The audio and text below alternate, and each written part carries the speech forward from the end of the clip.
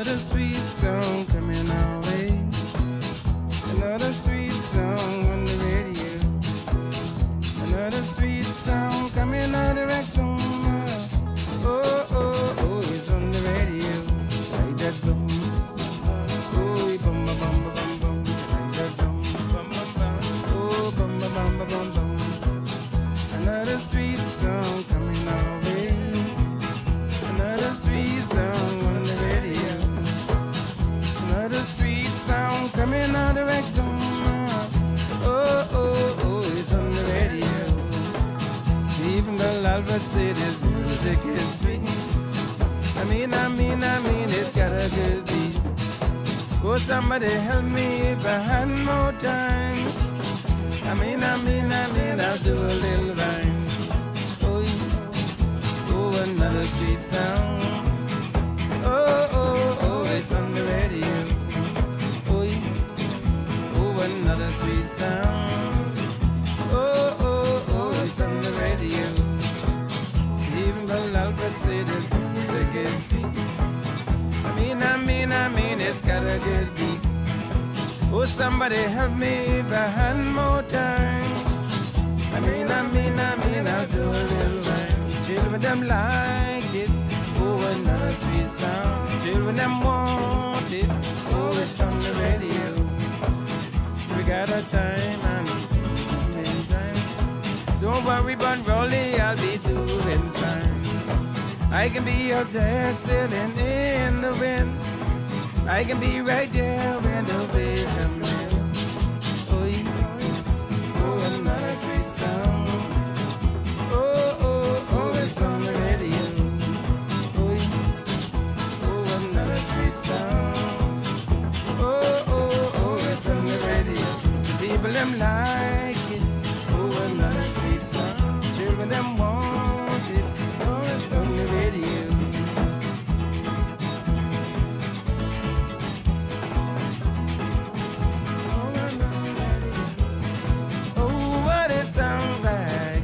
Sweet song. Tell me what it sounds like. It's on the radio. Oh, oh, oh, another sweet song. Oh, oh, oh, another. Oh, that's my heart. Oh, it's oh, come on, man. Oh, come on, oh, come on, man. Oh, come on, man. It's another sweet song. Another sweet song, oh, it's coming out. Oh, he does not. Oh, he doesn't leave me. Oh, he does not. Oh, he doesn't. It's another sweet song. Oh, another sweet song. Oh, he does not. Oh, he doesn't leave me. Oh, he does not. Oh, he does not leave. Oh, he does not.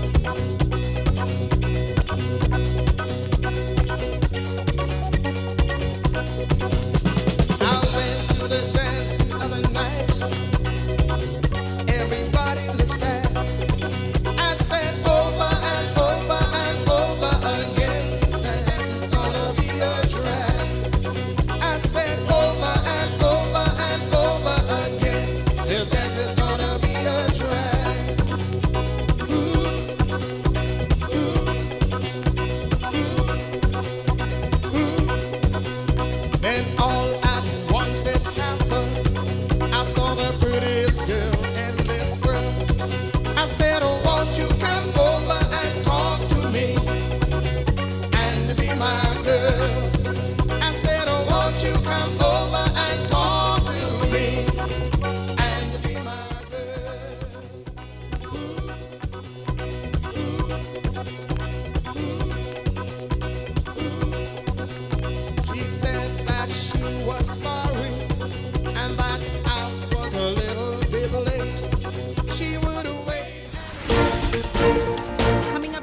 A passenger of British Airways under quarantine, allegedly being screened for a viral disease. Also, police looking into a reported home invasion in a western New Providence gated community. And later, a man at the center of a teen sex case claims he's being set up. Eyewitness News starts now. Good evening, everyone. I'm Janelle Longley. Thanks so much for joining us. Topping news tonight, a passenger on British Airways under close watch by medical officials tonight following what some initially thought was an Ebola case. A press conference is expected in just a few moments at the Linden Pinley International Airport, where our Devontae Hanna is said to be standing by. Devontae? Well, good evening, Janelle. We did get word earlier today that 2 passengers have been quarantined here at LPIA. They were on board a British Airways flight, obviously from London. Now, of course, we understand that those passengers, while en route to the Bahamas, were actually beginning to feel symptoms of a fever, and it was understood that they had travel history, or recent travel history, I understand, from countries that are now expecting or being impacted by an Ebola outbreak. And of course, officials have not yet confirmed if those passengers have been diagnosed with Ebola at this time. We still are waiting on that update from the Minister of Health, who we understand is actually here at the airport. However, that press conference has not yet started at the moment. In the room, in the diplomatic room where we're waiting on that press conference to start, we have seen the Minister of State for Health and Wellness. That's Owen Wells, who was just recently appointed just a week ago. And of course, we're going to wait on a substantive minister, that's Dr. Michael Darville, to make that briefing to us in the media. We're just awaiting on those details at this moment. But again, officials confirming that it is not Ebola. However, we do understand that these passengers who have been quarantined have been to countries in recent days that are now impacted by an Ebola outbreak. And of course, many questions are now coming in on what is the possibility, what is happening next, what happens next, what happens to the remaining passengers who were on that flight, and of course, what status are they at? Are they also going to be quarantined? These are questions that we're going to put forward to health officials as they get here. But for right now, that is all we know. So reporting from Linden Pinley International Airport, I'm Devontae Hanna, sending it back to you in studio. All right, thank you. That was our Devontae Hanna live for us. We will be sure to bring that press conference up to you once it's started. Moving on a bit, what was supposed to be the safety and security of one of New Providence's most exclusive gated communities has now come under intense scrutiny following an early morning incident. Our Linton Ritchie Jr. joining me live in studio with the latest on this. Linton? Well, Janelle, an old Fort Bay resident who requested anonymity over safety concerns, says a terrifying early morning intrusion has raised questions about security protocols within the upscale gated community. The resident claims that shortly after 5:30 a.m., security officials contacted his home after a guard mistakenly allowed an unauthorized individual through a service gate. Moments later, he says unusual noises outside the home sparked fears that someone was attempting to break in. According to the resident, multiple calls were made to the command center as they waited for help, alleging it took nearly 10 minutes for security to respond. He further claims to Eyewitness News that requests to contact police were not immediately acted upon, and says when he personally contacted authorities, he was told he was the first person to report the incident. The intruder allegedly drove through the property's gate, crashed into a vehicle, damaged the yard and car windows, and entered the home, an encounter the resident says could have turned deadly. He also criticized the security response, alleging officers remained outside the property while the situation unfolded, creating what he described as a false sense of safety. The resident says the incident has shaken his confidence in the community's security systems, particularly given what he claims was another unauthorized entry at his property several years ago. Now, Janelle, of course, this is a story we are continuing to follow. This came into our newsroom earlier this afternoon, and of course, we will continue to gather more details from residents and from the officials of that gated community. But reporting live in studio, I'm Linton Ritchie Jr., sending it back to you at the desk, Janelle. All right, thanks, Linton. The Abaco Fire Department said to be closely monitoring a bush fire in central Abaco. Eyewitness News spoke with volunteer fire personnel and the chairman of the local government for Marsh Harbor and Spring City District, Roscoe Thompson, as crews continue to assess the situation. Thompson shared that the department received word of the fire Thursday afternoon and responded quickly to monitor conditions. At the time of the interview, he said that the fire still posed no threat to nearby businesses. It is burning, like I said, towards the north. We're hoping with the marshlands and the marls out that way, it will die down somewhat, but we are just watching it and making sure there's no switch in the wind, because that will, of course, turn the fire in another direction. But for the next couple of days, the wind's supposed to be out of the east-southeast, so we'll push it to the north, which will really hopefully not affect any homes. A lot of the areas out there are pushed. They have a fire break around it, so it didn't affect any buildings. Last night it did burn up to Liberty Wellness Center and along the outside of the airport, but it did not come inside the airport.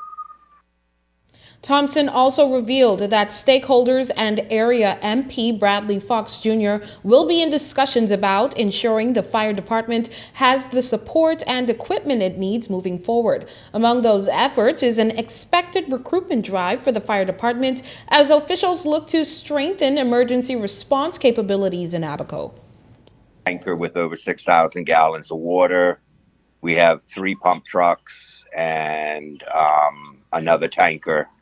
And then we have the availability of 2 9,000-gallon old fuel storage tanks, I guess, or old water tanks that hold up to 9,000 that could be hooked up to a piggyback. So, yeah, we are very well equipped in terms of combating fires when they come to us.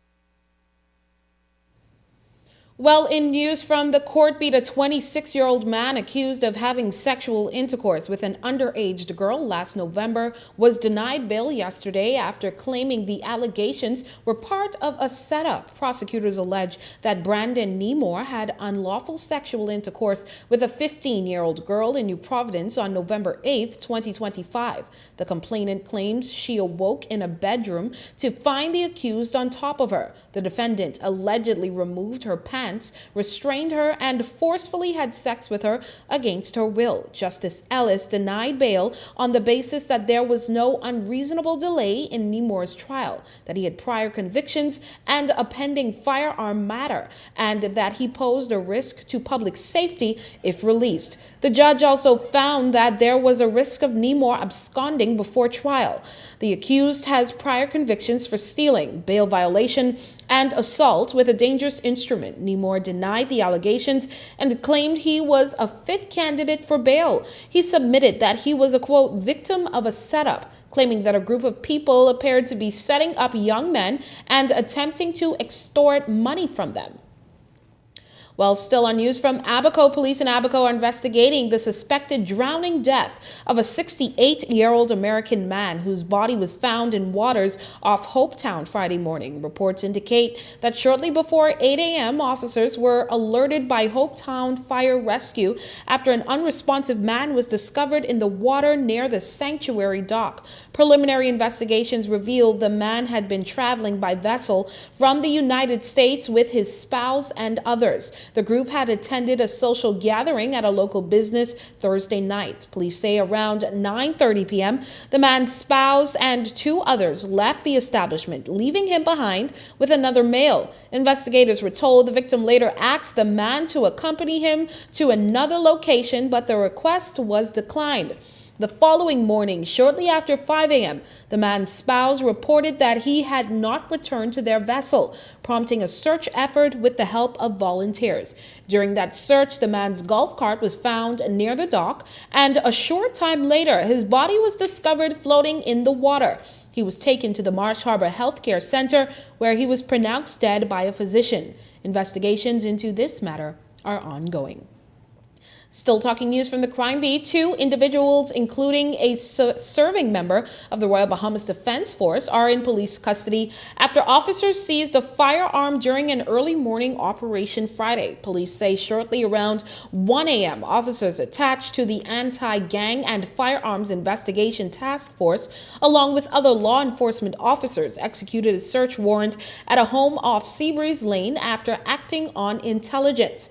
During the search of the residence and the 2 occupants, officers discovered a firearm loaded with ammunition. A 27-year-old man and a 32-year-old woman were taken into custody and cautioned in connection with the find. Police have identified the woman as a serving member of the Royal Bahamas Defense Force.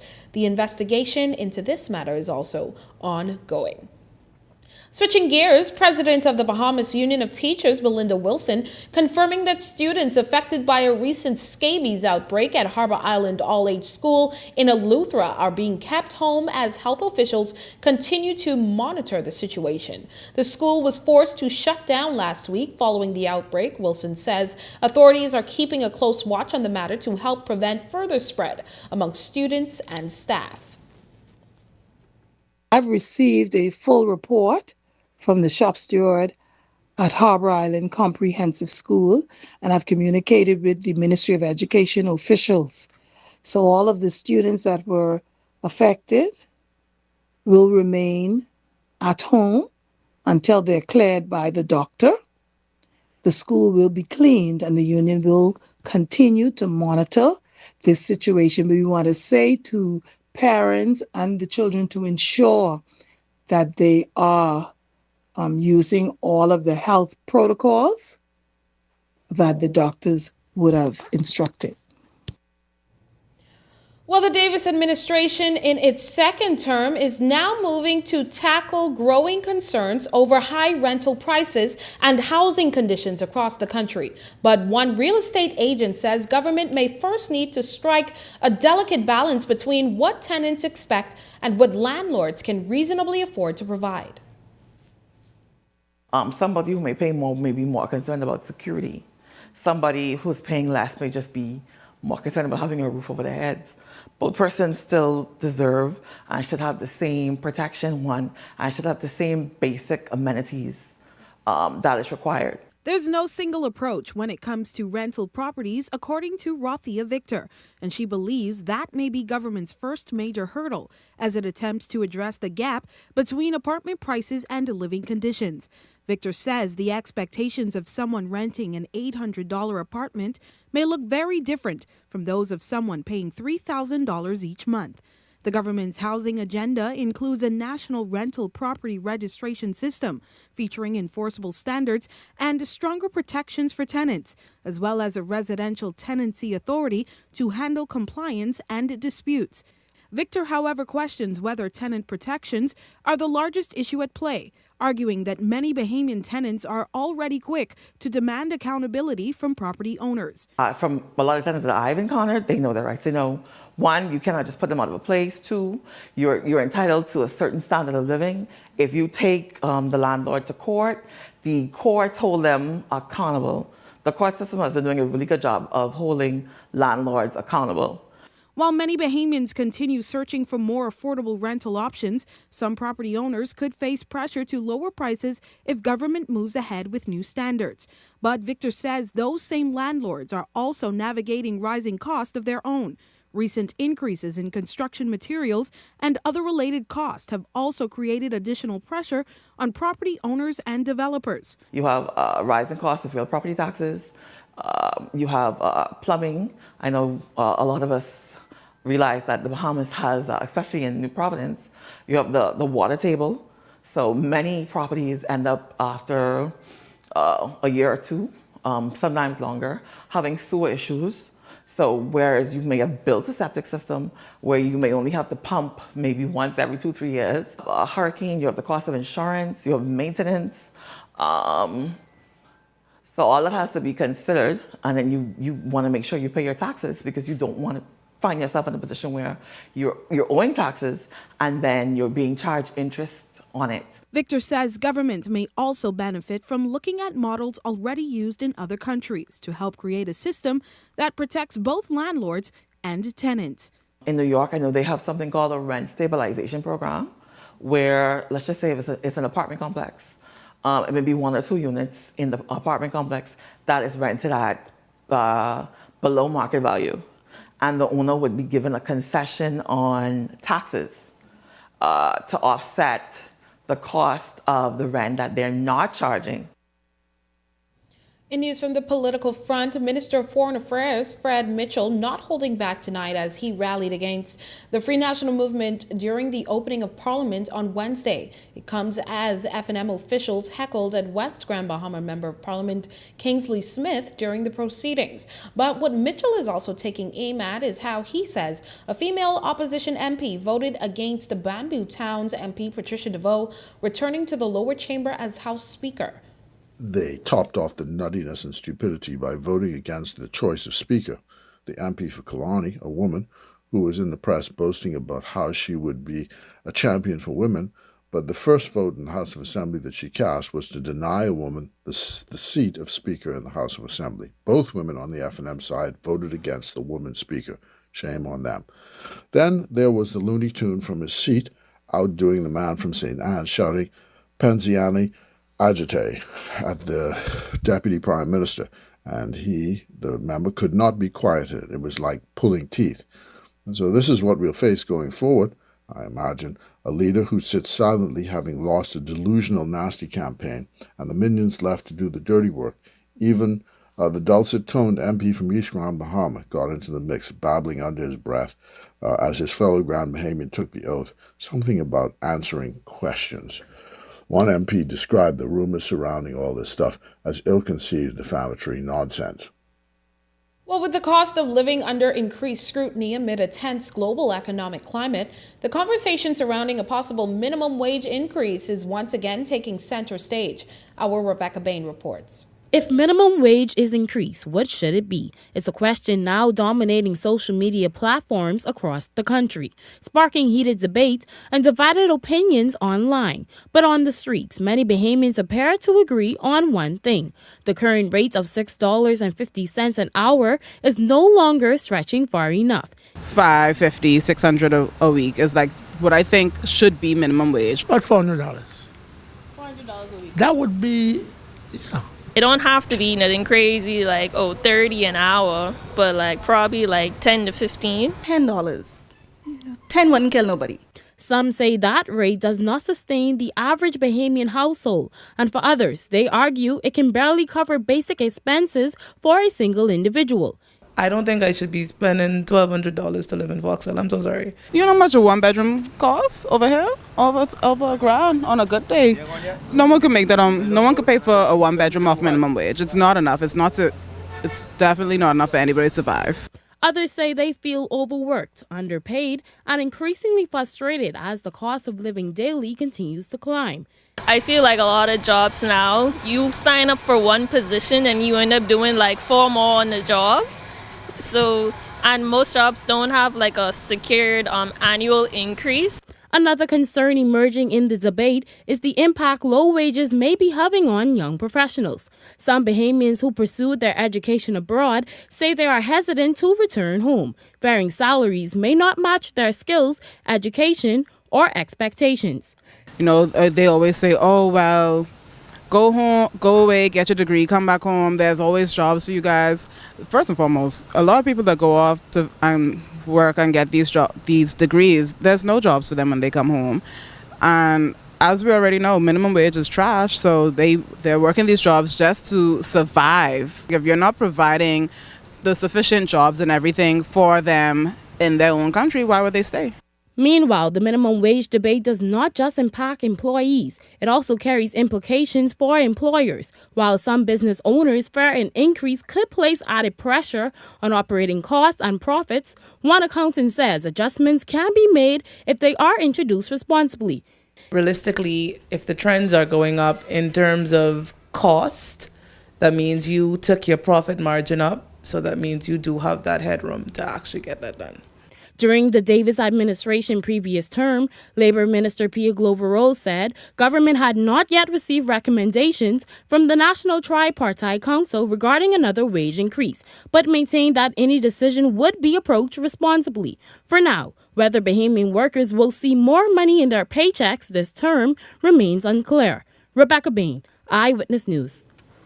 Opposition leader Michael Pintard is taking aim at the government, accusing them of trying to get into Free National Movement business. His comments come following Progressive Liberal Party Chairman Fred Mitchell's questioning why the F&M deputy leader Shannon Dawn Cartwright was not made an opposition senator this week. Pintard says the PLP should remain focused on its own affairs, adding that the party, its officers, and candidates remain committed to holding the government accountable. Can't help but notice that the other side, who just won and should have probably been celebrating, can't stop talking about our party. Well, we have a good sense of why. Because their business is out in the public. From day one of their new administration, the main question on many people's mind is who's politician number one. And they wonder if politician 1 or 2 got sworn in. And if this continues, what else is likely to come out? So the PLP strategy is very simple. As they've always done, let's distract. They want to get inside F&M's head. They don't like that we have more voices speaking out against them. 4 newcomers to the Senate, 5 new MPs in the House, and 3 veterans who are ready to continue to do battle. And of course, they still have to deal with the pressure that will be brought by our deputy leader and our chairman and our army of candidates who will not be silenced by the election results. Well, on to our daily poll. The Davis administration has once again promised to fully implement the Freedom of Information Act and establish an independent commission of investigations. Well, despite similar commitments being made by successive governments over the past decade, supporters say the measures could improve transparency and accountability, while critics remain skeptical after years of delays. Well, Eyewitness News turned to social media, posing the question, do you believe the government will finally deliver on these promises? 11% of the participants voted yes. Both the Freedom of Information Act and the Investigations Commission should be fully implemented this term.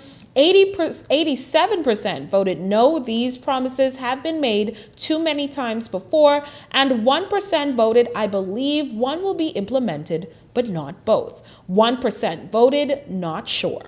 Be sure to vote on our daily polls posted on our Facebook page.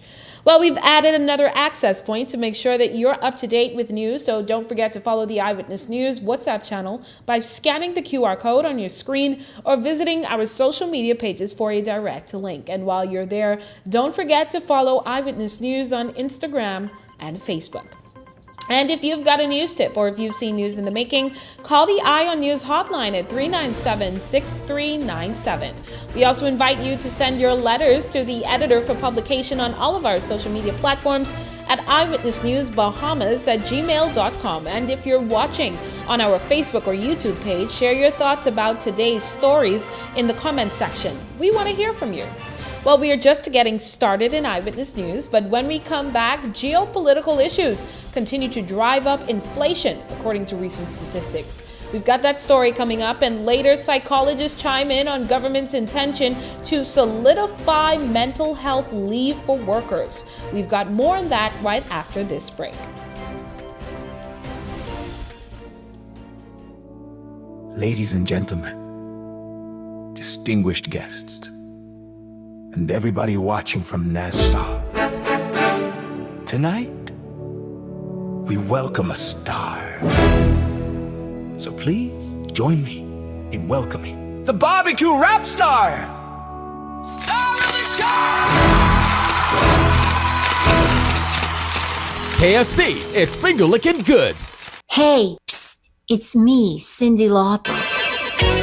Cyndi Lauper, Saturday, June 20th at Atlantis, Bahamas. Cyndi Lauper. Tickets on sale now at atlantislive.com. And it's going to be a party, a big celebration. Don't miss Cyndi Lauper live. 5 cars, catch the keys, don't blink, take these. Island Luck is giving away 5 brand new cars. Earn 10 reward points for a chance to enter and win. Enter weekly from Monday 12 a.m. to Sunday 2 p.m. Winners are announced Sundays at 3 p.m. on 103.5 The Beat and Island Luck Socials. 5 cars, 5 weeks. The more you play, the better your chances. Visit islandluck.com for more information. Catch the keys only at Island Luck. Must be 18 and over. Island Luck reminds you that it's only a game, so please game responsibly. This segment of Eyewitness News is brought to you by EV Motors Fleet Sales Division. For 2026 commercial vehicles, call 821-2403 today. Welcome back. Here's a look at your Eyewitness News gas tracker. Esso gas station at $6.95 per gallon. Rubis gas station, the lowest this week at $6.65 per gallon. Shell gas station, $6.85 per gallon. This is Eyewitness News, and welcome back. Well, a number of industries contributed to an increase in the country's gross domestic product last year, and our Daniel Dean has more on this. According to the Bahamas National Statistical Institute, economic activity in the country increased by 7.3% nominally and 3.8% in real terms in 2025 when compared to 2024. This, according to Bahamas National Accounts Supervisor Tira Newbold, is thanks to sectors like transport and storage, financial and insurance activities, and accommodation and food services. There is money moving in the economy, and compared to the previous year, there was more. The total amount of money spent by Bahamian families last year, or the overall cost of living, however, also increased. $8.4 billion, to be exact, is what the total household expenditure for the Bahamas was in 2025. And you can compare that to 2024, which was $8.3 billion. Value-added tax generated through the production of goods and services in the economy was estimated at $17.2 billion in current prices and $15.2 billion in constant prices. This figure inclusive of the impact brought by inflation. Inflation really accounts for that difference between your nominal and your real GDP. So inflation has the impact between the $17.2 billion and the $15.2 billion. That there is inflation. These numbers came during the release of the Advanced Estimate of Gross Domestic Product for 2025. As the new government prepares for the budget debate next week, the country awaits news on which items will be given priority financially and how the government plans to improve the economy in the upcoming 5-year term. Danielle Dean, Eyewitness News. Well, the Grand Bahama Chamber of Commerce has some questions of its own for the government following the speech from the throne. Our Laurencia Smith reports. The Grand Bahama Chamber of Commerce welcoming government's continued focus on Grand Bahama in the 2026 speech from the throne, but is urging clarity on the next phase of redevelopment and plans for the island's economic recovery. Chamber President Ralph Hepburn says while the commitment is encouraging, businesses need clear timelines and firm direction on how the Lucayan property and the broader redevelopment strategy will move forward. The Chamber maintains that clarity and decisive action are critical to restoring investor confidence and driving sustainable growth in the second city. And visible progress regarding the broader Grand Lucayan redevelopment plans and how those developments will integrate with and support the wider Freeport economy. Redevelopment of the Lucayan Strip must be approached holistically to ensure long-term benefits for businesses, for residents, for tourism stakeholders, and the wider economy. The Chamber is also looking for answers as it relates to the state of the island's airport. The Grand Bahama International Airport was heavily damaged by Hurricane Dorian, which disrupted key areas of economic activity and connectivity across the island. Remains absolutely critical to the island's future growth. LF expansion, tourism recovery, logistics development, and investment competitiveness. We continue to look for timelines, communication, and visible movement regarding airport redevelopment efforts. Days before the May 12th general election, the government acquired all outstanding shares for the Grand Bahama Power Company, a deal that Prime Minister Davis said will cut energy bills for Grand Bahama customers by an average of 37%. Hebron says while that is fine, they're still waiting on more answers as it relates to the deal. Also look forward to additional details regarding the long-term plans for Grand Bahama Power Company and how issues such as energy affordability, resilience, and infrastructure modernization will be addressed.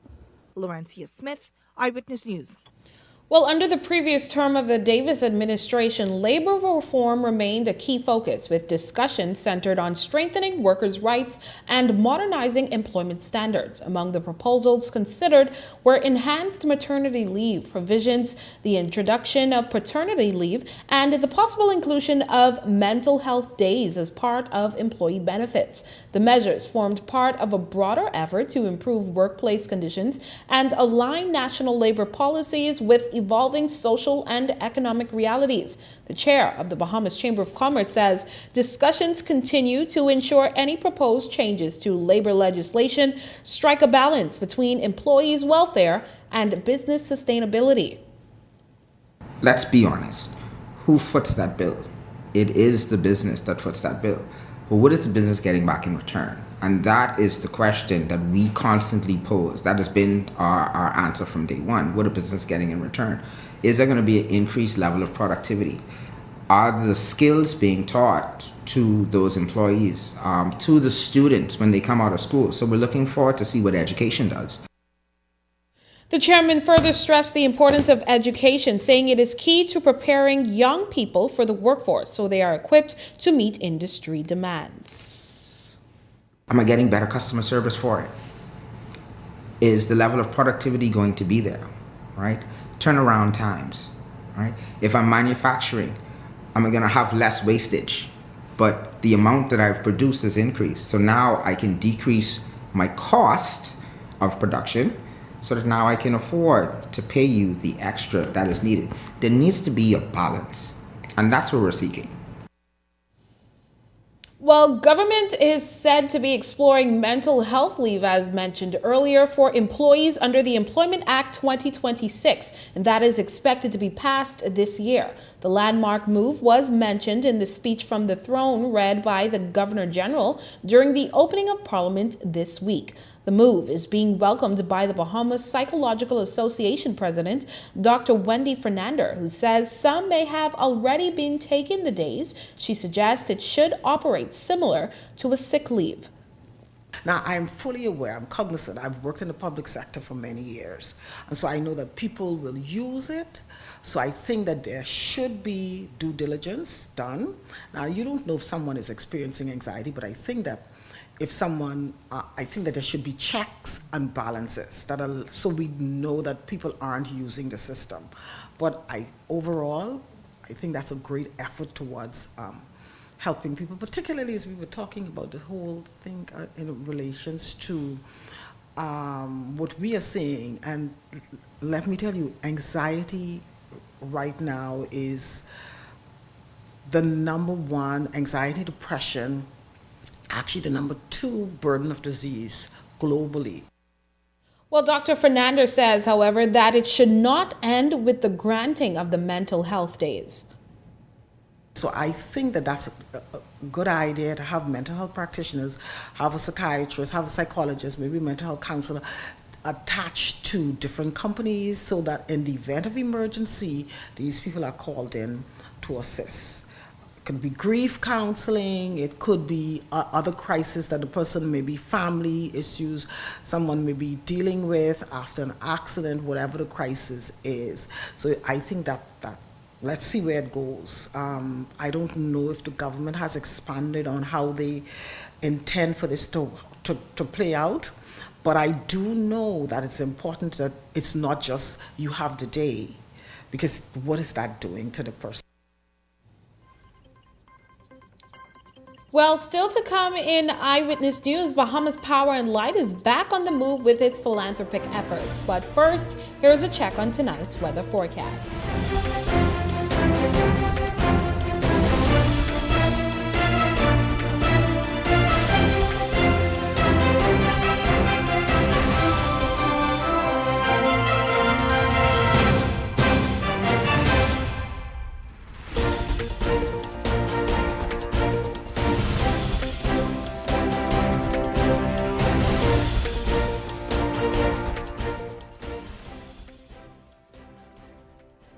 Eat & Well has expanded their testing menu. We now offer blood work, drug screening, and so much more. Our hours of operation are Monday to Friday, 7 a.m. to 5 p.m., and Saturday, 8 a.m. to 1 p.m., located on 11 Madera Street. We are here for all of your laboratory needs, with fast and reliable lab work done by our friendly and knowledgeable staff. Let us help you take the needed steps to stay in the know about your health. Let's keep working towards a healthier you. Stay eatin' well.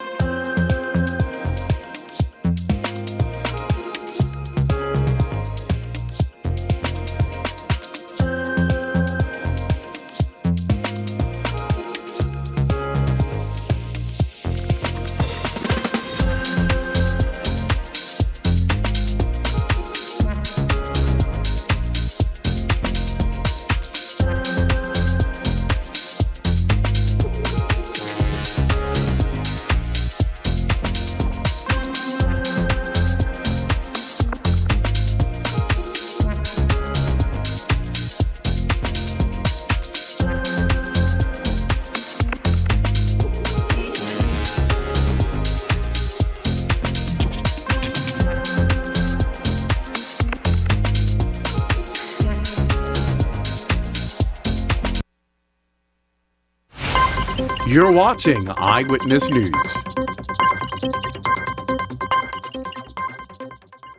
Welcome back. Bahamas Power and Light Company continues to power health awareness and community care across the Bahamas, this time donating $1,000 to Lupus 242 in support of lupus awareness. Lupus is a chronic autoimmune disease in which the body's immune system attacks healthy tissues and organs, often causing inflammation, pain, fatigue, and damage to various parts of the body. One BPL employee who is battling lupus says the initiative carries special meaning. It means the world to me. I feel like I'm a part of a bigger family that is holding me down, is supporting me in representation and recognizing lupus and the effect that it has on so many of us, and just the whole idea that they are supporting human capital, which is really the most important thing when it comes to corporate Bahamas, because we need people in order to work, in order to move our corporate goals forward. And so I'm very grateful for the recognition of our organization. Thank you so much. President of Lupus 242, Shondalee Johnson, expressing gratitude to BPL for what she described as a meaningful corporate partnership and sensitivity towards those impacted by the condition. Ask the public to understand what it is that we go through, right? We also need that support, not only just from family, we need it from doctors to understand what it is when we say what we're feeling, because we don't look sick. We just need people to support us, be a little lenient, be a little more compassionate and empathetic. That's what we need from corporate Bahamas as well. Still to come in Eyewitness News, our Laurentia Smith is up next with the latest in sports. Welcome to Paradise Premium Foods, where exceptional taste meets everyday convenience. Right in the heart of Hurricane Hole Plaza, whether you're planning a beachside brunch, an intimate dinner, or simply restocking your favorites, we offer only the finest selection of local and imported goods, handpicked for quality, freshness, and flavor. At Paradise Premium Foods, shopping is effortless, service is personal, and every visit feels like a treat. From gourmet meals to go to organic essentials and indulgent treats, this is your neighborhood market elevated. Live well, eat better. Discover Paradise Premium Foods, now open at Hurricane Hole Plaza, Paradise Island. Paradise Premium Foods, taste the difference.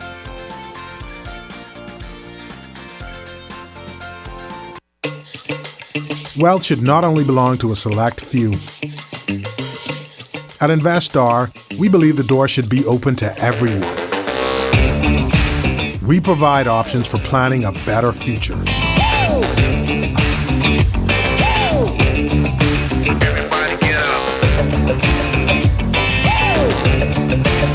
Our investment funds are designed to assist you in reaching your long-term financial goals.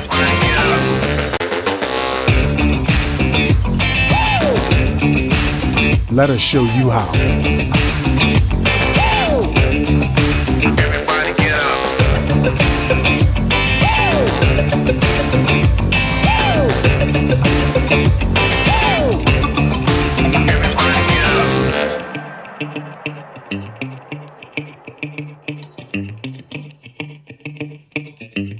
Welcome to Paradise Premium Foods, where exceptional taste meets everyday convenience. Right in the heart of Hurricane Hole Plaza, whether you're planning a beachside brunch, an intimate dinner, or simply restocking your favorites. We offer only the finest selection of local and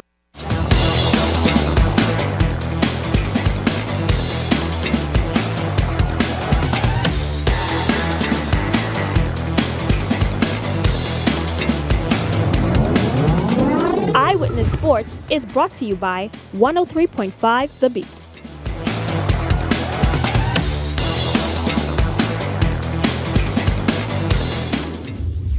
Welcome to another edition of Eyewitness Sports. I'm Laurencia Smith. Thanks for joining us.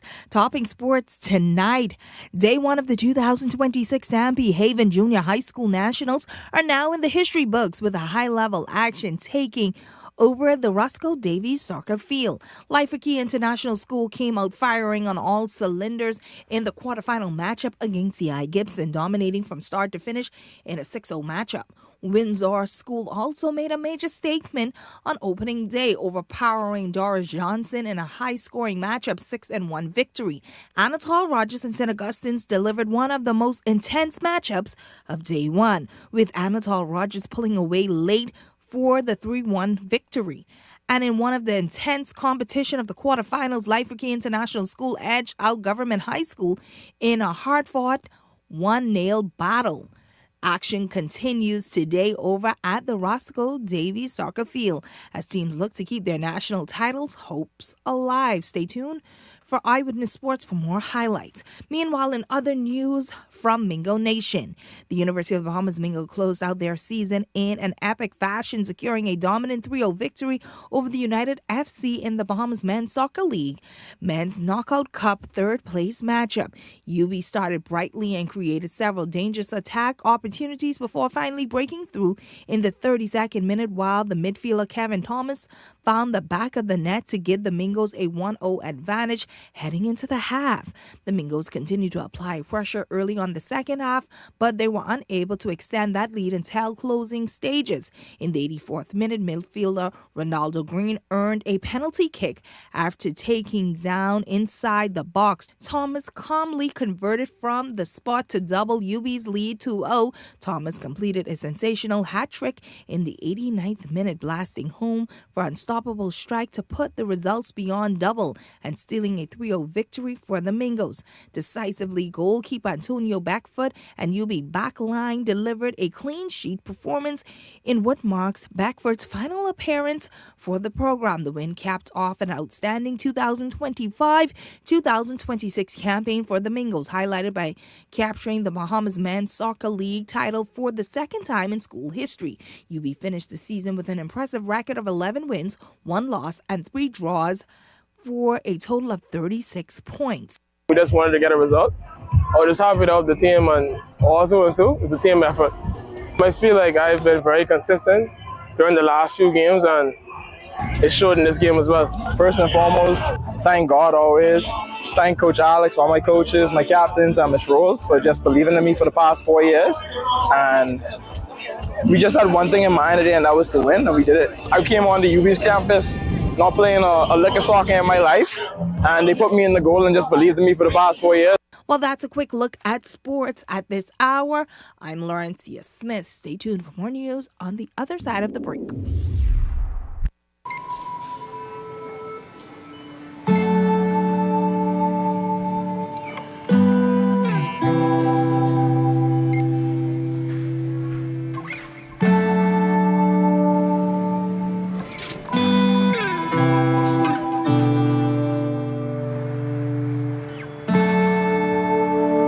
We all know there are ways we can help.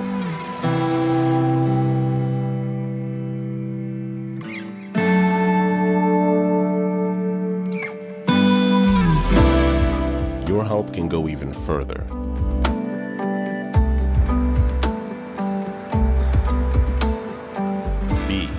an everyday superhero.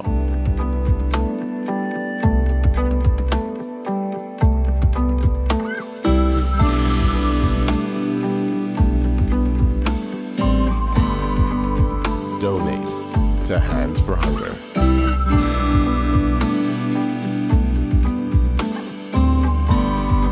So you want a space, but not just any space. You need something with a little more potential. So how about 1,000 square feet of room to play with? Superb audio and video production capability, digital LED wall, full lighting grid, and about 124 seats to accommodate a full studio audience with so many other features. Make us your home for your next concert, conference, and so much more. Honestly, the possibilities are endless. Here at ILTV Studios, we'd love to bring your next event to life. So what do you say? Do you want our space?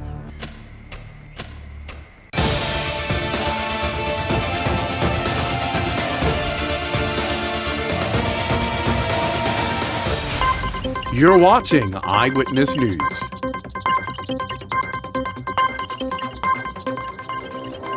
Well, coming up in Beyond the Headlines with Shanique Miller, more on today's top stories. That's coming up on Beyond the Headlines. It starts right after this.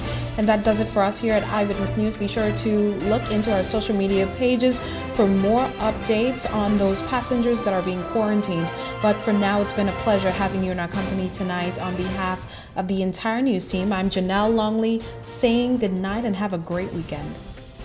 Welcome to Paradise Premium Foods, where exceptional taste meets everyday convenience.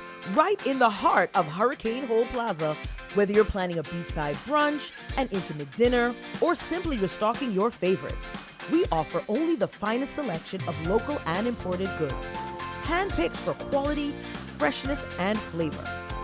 At Paradise Premium Foods, shopping is effortless, service is personal, and every visit feels like a treat.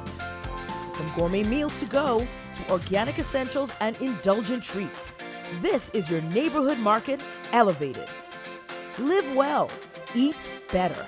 Discover Paradise Premium Foods, now open at Hurricane Hole Plaza, Paradise Island. Paradise Premium Foods. Taste the difference.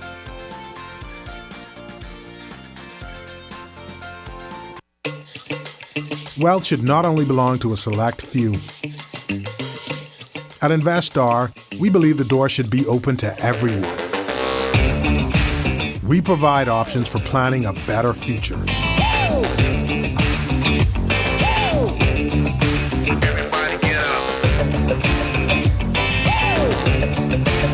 Our investment funds are designed to assist you in reaching your long-term financial goals.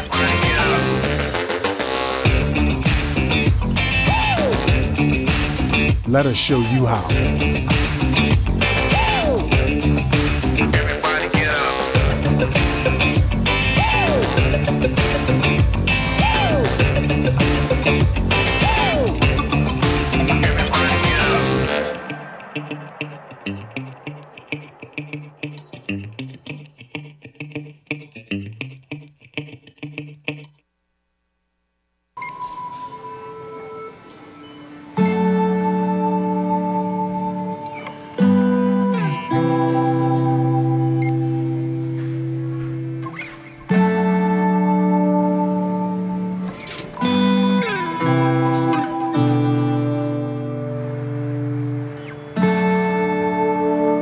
We all know there are ways we can help.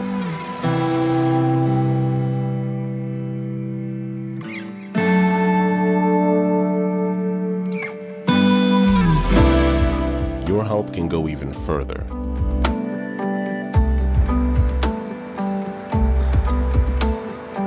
Be an everyday superhero.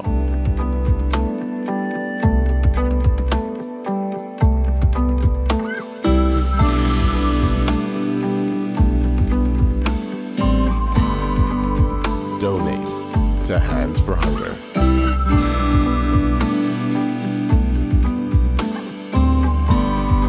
So you want a space, but not just any space. You need something with a little more potential. So how about 1,000 square feet of room to play with? Superb audio and video production capability, digital LED wall, full lighting grid, and about 124 seats to accommodate a full studio audience, with so many other features. Make us your home for your next concert, conference, and so much more. Honestly, the possibilities are endless. Here at ILTV Studios, we'd love to bring your next event to life. So what do you say? Do you want our space?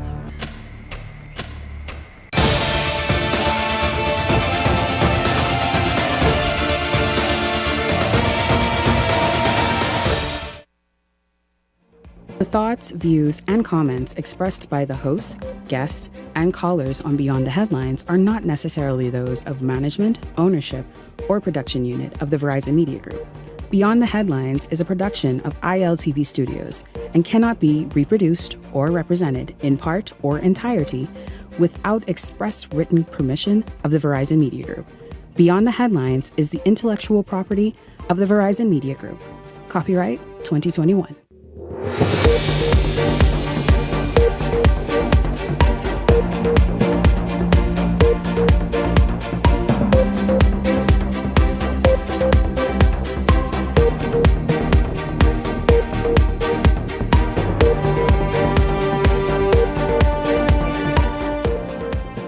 A recap of the biggest day in fashion in the Bahamas and highlights from the speech from the throne as the Davis administration officially begins its second term. This is Beyond the Headlines. Good evening. I'm Shanique Miller. Great to have you along this evening.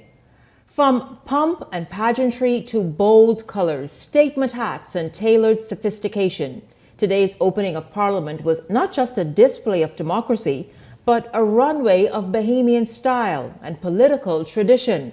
My team and I are beginning tonight's show with Style Rewind. We break down the standout looks, fashion moments, and the symbolism stitched into one of the country's most ceremonial events. To get it started tonight is style and fashion expert, businesswoman Latoya Moxie. Latoya, good evening to you. Great to see you. We did this. It's so funny, you and I. We did this, oh my God, nearly 4 years ago. Like almost 5 years ago. Yes. The last opening of Parliament, Latoya sat right here and she did exactly what she's about to do tonight. Latoya, I'll tell you this. Before we get started, was there an absolute standout fashion-wise for you today? Oh, definitely. I will say, well, first of all, I think Bahamian culture, we always bring our A game.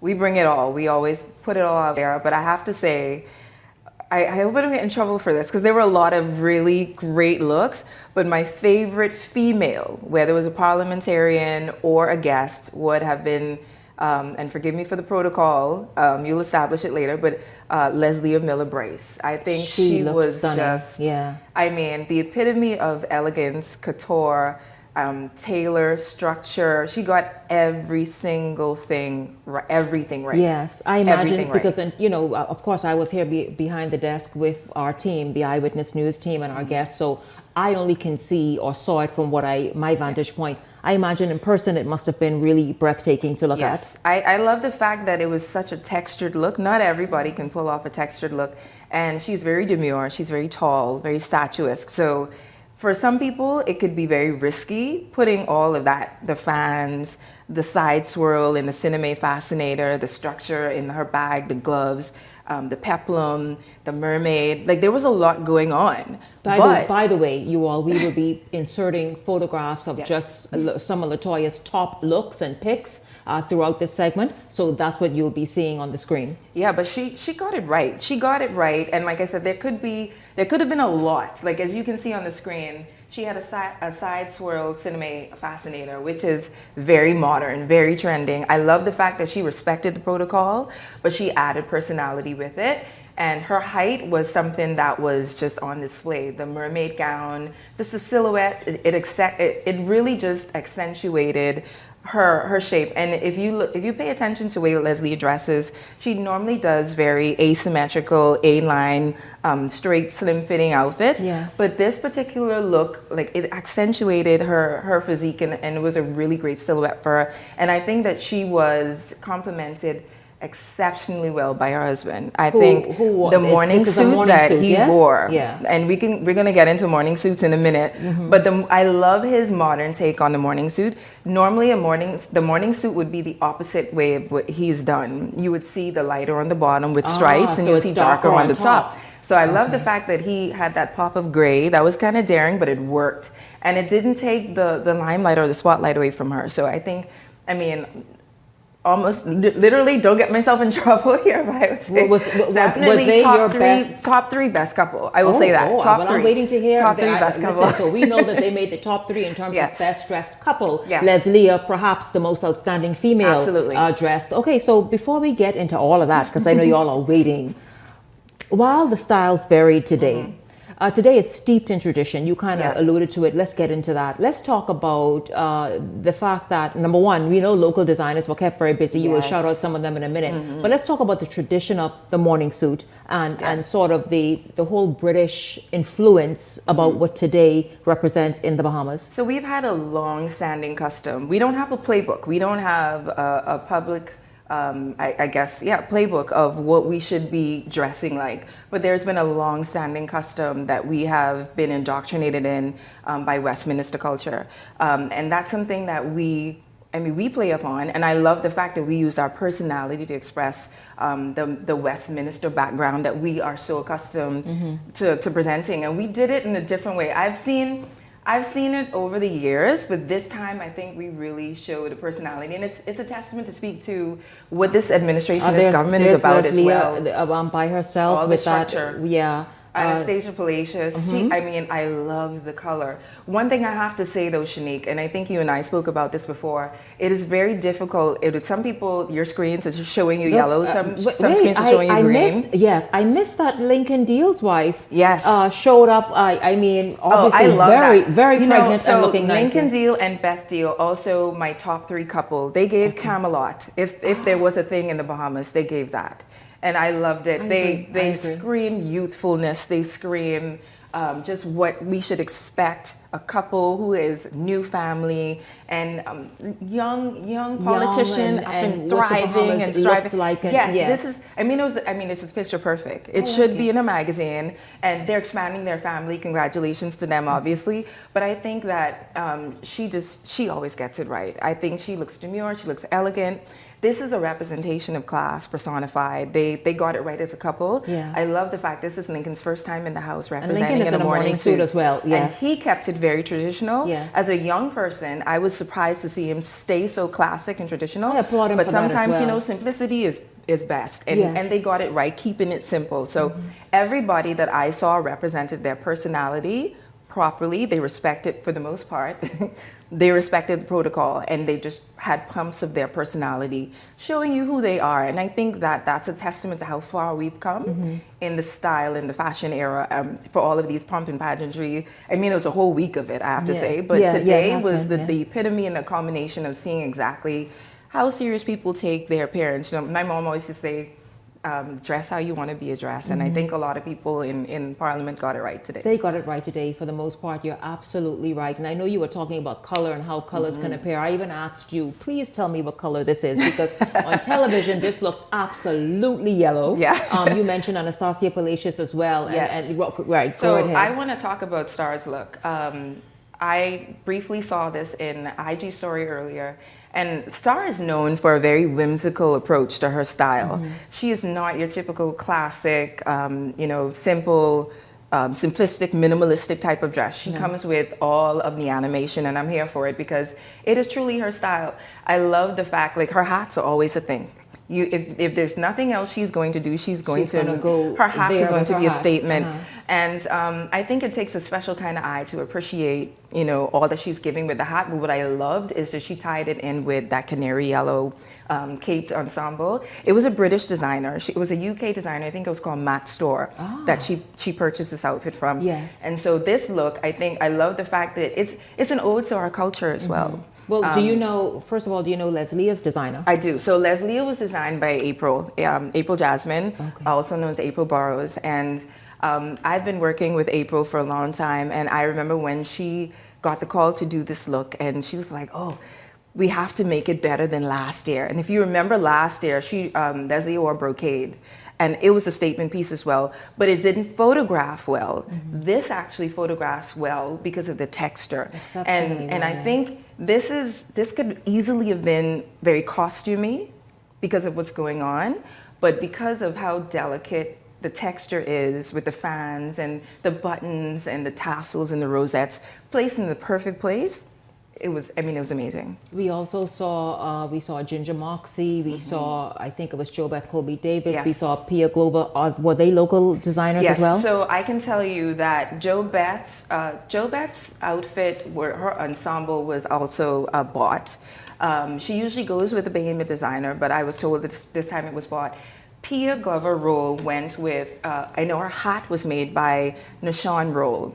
I can't remember the name of Nishan's company, but he styled a lot of people, and that slate blue, I mean, it was just chef's kiss. Yeah. Her whole outfit, what I appreciated, what people don't understand, with Parliament, there's a particular style of dress. Like I said, we stick to the Westminster way of doing things, right? So with parliamentarians, male and female, you have to go with dark colors. You either go with lounge suits, or dark lounge suits or morning suits if you're male.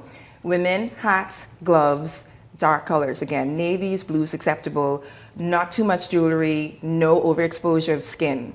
So that's really important. And I think for the most part, if you wanted to go the route of showing skin, Pia did it right. She had a mesh beaded look that wasn't too loud. It was quiet. It was quiet. Yeah, you had to sort of look to see a little and bit when of the skin. sun hit it, There's that and when photo, the sun hit it, I mean, the beads just glowed. I absolutely love that slate blue hat. I mean, Nishan did an amazing job. One of my favorite hats, actually, of the day. Oh my gosh, I want that hat. Now, your top 3 women, you would say? Oh, yeah. My top 3 women, this one's a tough one. I had to categorize it. Parliamentarian women, I would say definitely Leslie. She knocked it out of the park. Then I would say Pia. Okay. The third one, you're gonna get people angry. I know. The third one. Now remember, this is subjective. This is just what I paid attention to. But the third one was a little tricky for me because I noticed there were a lot of capes. There was a lot of trenching going on as well. And last year for me, she did something similar, but she did it more dramatic this year, Ginger Moxie. Ginger actually had a tuxedo-like ensemble last year, and she 2.0'd it this year. Okay. So I would say out of the 3 women in the parliamentarian side of it, yes, I would say that would be my top 3. Yeah. Just at first glance. Definitely Leslie, best dressed, for sure. All of the women brought their personalities. I'll give them that. Yeah, they really, I think they turned out exceptionally well, really well. And I want to ask you, before we get to, I think there's Ginger Moxie right there. Yes. Before we get to, I think you may have mentioned top 3 couples, not sure as yet, because I saw, I'll tell you, we here, and they thought that Sabas's partner with that sort of, the middle piece of her gown, or I'm not sure what the ensemble was. The diamond. There it is right there. There, when that picture is a still. To see her moving, it seems to be some sort of middle piece that just is connected. It looked pretty. So Brianna was dressed by Felicia Ellis, another local designer. Oh, okay. What I loved about a lot of there was a theme today. There was a lot of ivories, off-white, cream. There was a lot of baby blues, and there was a lot of cobalt and navy blues. So blue was the color. Blue was the color today. Blue was the color. Let's talk about your top well. 3 men. Of course, he went with my just top 3 a men. suit, but okay, I want to so hear this the is top probably 3 where men. I'm going to get slaughtered. This is where I'm going to get slaughtered, but I'm going to give it to you the way I saw it. Yes. I appreciated the men that did wear morning suits. That's not an easy thing to do if it doesn't fit your personality. But if you follow our culture, our customs, our tradition, that's what you do. That's what you're there for. This is the day to do that. So when you are literally swearing in and you are representing everything Westminster, you gotta feel like you're that person. So this is not my favorite, but I would say kudos to Adrian White for actually following the Westminster protocol from head to toe. I think that was the only top hat I saw. That was the only everything. The cane, he did all of it. So kudos to him for following the protocol. Kudos to Adrian for following the protocol. But I would say, I know a lot of people were questioning whether it was appropriate for the House, Mikel Barnaby. Well, I'll tell you, before you give your opinion on Mikel and your rating Yes. of his suit, Ruben Rumming went so far as to say this, and I hope Mikel is watching. Ruben, I hope you're watching. Ruben said on our broadcast earlier today that Mikel's suit was a fail. Well, your thoughts? Thankfully, Ruben is not in the world of fashion. Most men aren't, and most men are not as daring, as confident, and as bold. There and he is. I can There he is. appreciate that about Mikel. I think you have to be so true to yourself, right? First and foremost, this is a modern government. This is a modern administration. Mm-hmm. Look at where we were 20 years ago and who was in the House compared to who we have now. It's a younger, youthful, vibrant administration. It is. And Mikel has never been one to shy away from who he is. And I mean, again, dress the way you want to be addressed. And I think this was very daring. It was very bold. It was risky. It could have come off, but I believe his 6'4" stature carried it off. His salt and pepper complexion and the dark chocolate skin. It popped with that blue suit. Well, Ruben did try to make it up and say, but you know, he shows up, he's well turned out everywhere he goes. He looks amazing. He is. Yeah. It was not a fail. I thought it was a win because you want to be remembered, right? The goal is to be remembered. And he didn't do loud in an obnoxious way. I thought he did loud in a confident way. And it is a true testament to who he is as a person. He's extremely confident. Yeah. He knows who he is when he walks in a room. Yeah. And he represents for himself, his family, and his constituency. Absolutely. And I think he did it very well today. Okay, awesome. The other two men who stood out and who got it right. I loved the way Zane Lightbourne looked. Yeah. Another tall, very statuesque person, and did it right with the morning suit. I love that some men stepped out of their comfort zone with the blue. He did it right, and I would say Leander Bryce with his morning suit. With his morning suit. So you see, I hope you all noticed something. Latoya gave kudos and high marks, in fact, winning marks to all the men who stuck with the morning suits. I mean, come on, it's who we are, I what have we to do. interject. Yeah. I know who actually made Mikel's morning suit. Oh. Mikel actually was dressed by a designer called Andre Julius. He tailors suits for NFL players, ESPN analysts, and actors, as well as the president of Hampton University. So he stepped out of the box because he wanted something different and custom, and I thought he did it well. Yeah, absolutely. Quickly, top three couples.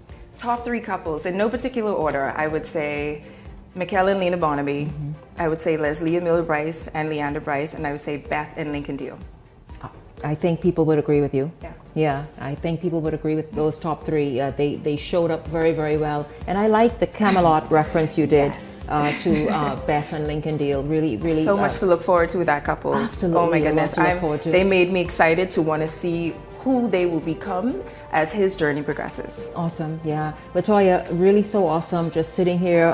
I mean, we did this again, and she keeps saying last year. She meant last opening of That's Parliament.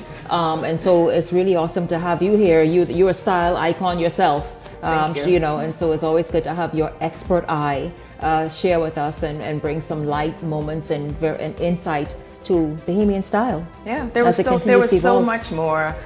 Tia Sante Small looked really, really nice. Her brother KGB looked really nice. Everybody did it well for the most part. There were some hits, there were some misses.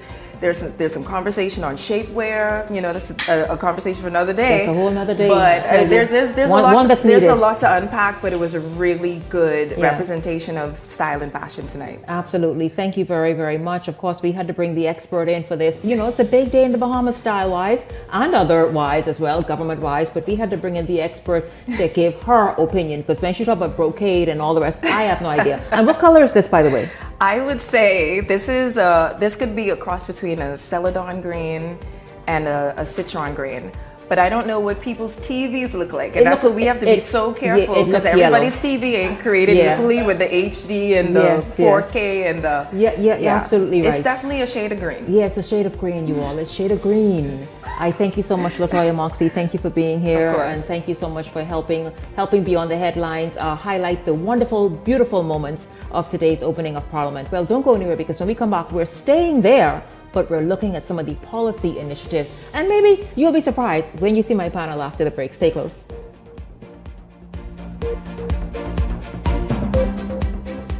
Hey, it's your boy Charlie Bahama here at Superwash, Superwash's newest spokesmodel. And I'm here to tell you about Superwash's large capacity washers and dryers for all your big loads. I know I see that Charlie Banana coming here just now. Uh-oh. Luckily, it's also big enough for me to hide it. I thought he was right over here where these large capacity washer and dryers is. They're big enough now to handle your big loads, you know. Yeah, like your comfort on your blanket. But just look at us. Somebody forget to turn on the dryer. Oh, stop!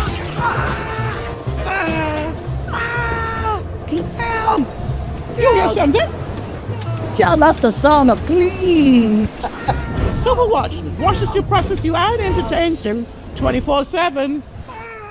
5 cars, catch the keys, don't blink, take these. Island Luck is giving away 5 brand new cars. Earn 10 reward points for a chance to enter and win. Enter weekly from Monday 12 a.m. to Sunday 2 p.m. Winners are announced Sundays at 3 p.m. on 103.5 The Beat and Island Luck Socials. 5 cars, 5 weeks. The more you play, the better your chances. Visit islandluck.com for more information. Catch the keys only at Island Luck. Must be 18 and over. Island Luck reminds you that it's only a game, so please game responsibly. Wealth should not only belong to a select few. At Investar, we believe the door should be open to everyone. We provide options for planning a better future.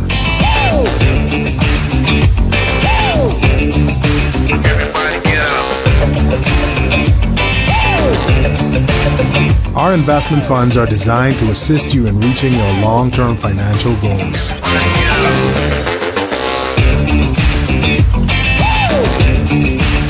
Let us show you how.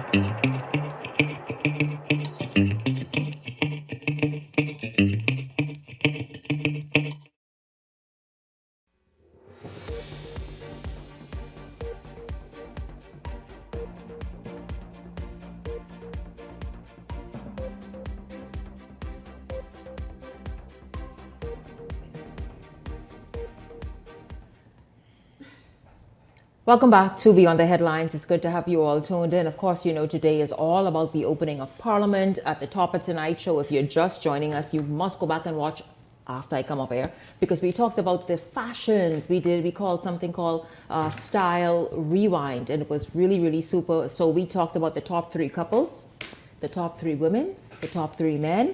You must go back and have a look at that and see if you agree, because you may think differently. But we're going to continue moving right along. Welcome to Beyond the Headlines. My contribute, because you all got to see them first before I even get into what I'm getting into.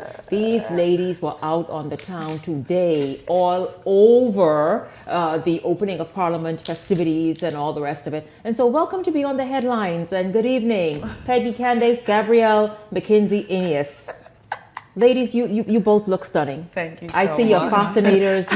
I missed the fascinator. I missed that memo. But you both look stunning. So I am sure you both attended then. Yes, fabulous day. Yes, wonderful. I'll ask you all then. Was there a fashion, a couple, an individual, male, female that stood out to you? For me, it was the deals. I mean, they just took it. They took it all. Good evening, Bahamas. Let me get my manners together. And good evening, Shanique. It's so good to be here. Of course, I concur with Peggy. The deals were just, sometimes less is more, and they just did enough. I mean, to land Latoya got it right on the head with them. It was just, it gave us, that's the family I aspire to have. Mm-hmm. It gave us award winning. It gave us picturesque. It gave us everything we needed and more. And I loved it. And listen, they fed the children today. The children were here for it. Yeah, they really were stunning. Yes, I saw beautiful. The photos. Of course, I saw it from this vantage point. You both saw them in person. I imagine they were even more stunning. Yes. And then, of course, you heard her top 3 females, her top 3 couples. They are in the top 3, and the top 3 men as well. But you agreed with the top 3 men? I agreed. I agreed with her. A lot of person, I think, with Barnaby, it's definitely perspective in terms of fashion, because a lot of people don't take fashion risk, and because of his confidence will definitely carry you over in an outfit. You can have on the most hideous wig, but if you have confidence, I mean, that wig is going to look like boom, boom, boom. And Barnaby has the nobody needs to give him nothing. He has all the confidence to definitely wear a look like that. But my favorite male was KG Barnaby. I mean, the soft baby blue or powder blue. He had a crisp white shirt. His color was black bow tie. And if you want a man who has confidence, you can't pass him. And so he stood out so much that he was interviewed by one of the media houses. Who is this now? Yes, KG. it's Senator DeSante Smalls, her brother. Okay. Yes, okay. I did see KG, and KG was definitely stunning. He's another one that takes fashion risk, very fashion forward. If you see him in person anytime on an ordinary day, always well dressed, well put together. Yeah. Now, ladies, I'll tell you this: Latoya does have a keen eye for fashion. We all know her. She has been in fashion for decades now, really. Here in the Bahamas, is a trusted voice. She also she shows up with her look as well, which is always just seamless, really awesomely, like always turned out like tonight, for example. But I think she overlooked one particular look. Just one. I wonder if the guys, Eric, you told me that it's ready. I don't know if you are Justin. This look, it's quite conservative. It's I see. I don't know fabrics and all that to talk about it, but there's a nice big sort of accentuation piece there on. Talk about this look, y'all. The pattern. Listen, your viewers will know this one because this is one of your panelists. One of my panelists that frequented this show. That has frequented this show. Pops in from time to time. Yes. No stranger, McTaya Farrington definitely stepped onto the red carpet, fashion forward, fully dressed and regaled. I think I have who McTaya's stylist is. So McTaya was styled by D. Ross. His makeup was by Kelton Smith and hair by Beyonce Forbes. So the girls were out for McTaya. You slip in a heat. Of course, that's McTaya. McTaya is a beautiful young man, and he looks. No, I don't mean to say that to be funny. I'm just saying McTaya looks good, and this and that, and he showed up. And he looked just as good as anybody else there at the opening of Parliament today. McTaya, of course, is keenly interested in politics, and so this is something that he participates in, and he likes to be involved. Someone said, Peggy, that their wife wants the hat when you're done. Before you leave here, they want you to leave it in my possession so that their wife can have the hat. Now, ladies, let's move forward with this because the speech from the throne really is extremely important. It really is. It sort of laid out what this administration intends to try and accomplish and work to get done this term. And so let's dissect this speech. Let's look at how many of the policy initiatives announced and how they will impact you out there who is watching. A second consecutive term is now officially underway as the Davis administration made public its legislative agenda. While much of the agenda appears to build on promises and initiatives already set in motion, attention is now turning to whether this new term will be defined by continuity or bold reform as Bahamians look for greater action on issues impacting their everyday lives like healthcare, housing, crime, the economy. We get this story from Jose Etienne. The government's agenda for its second consecutive term is now coming into clearer focus, with officials outlining what they plan to begin and continue in national security, healthcare, education, and other areas of national interest. But given that healthcare remains one of the country's most pressing issues, not only under this administration, but under successive governments, it is fair to say many people were looking for stronger commitments and greater detail on how officials plan to tackle long-standing problems in the system. It comes as healthcare professionals and residents have continued to raise concerns about the current state of healthcare in country. My government will continue to advance the infrastructural development program already underway, including the health campus in Freeport, the new hospital in New Providence. Those plans are already part of the government's broader agenda. However, they may not fully ease the concerns of many nurses and doctors who have previously voiced frustration about working conditions and other challenges within the system.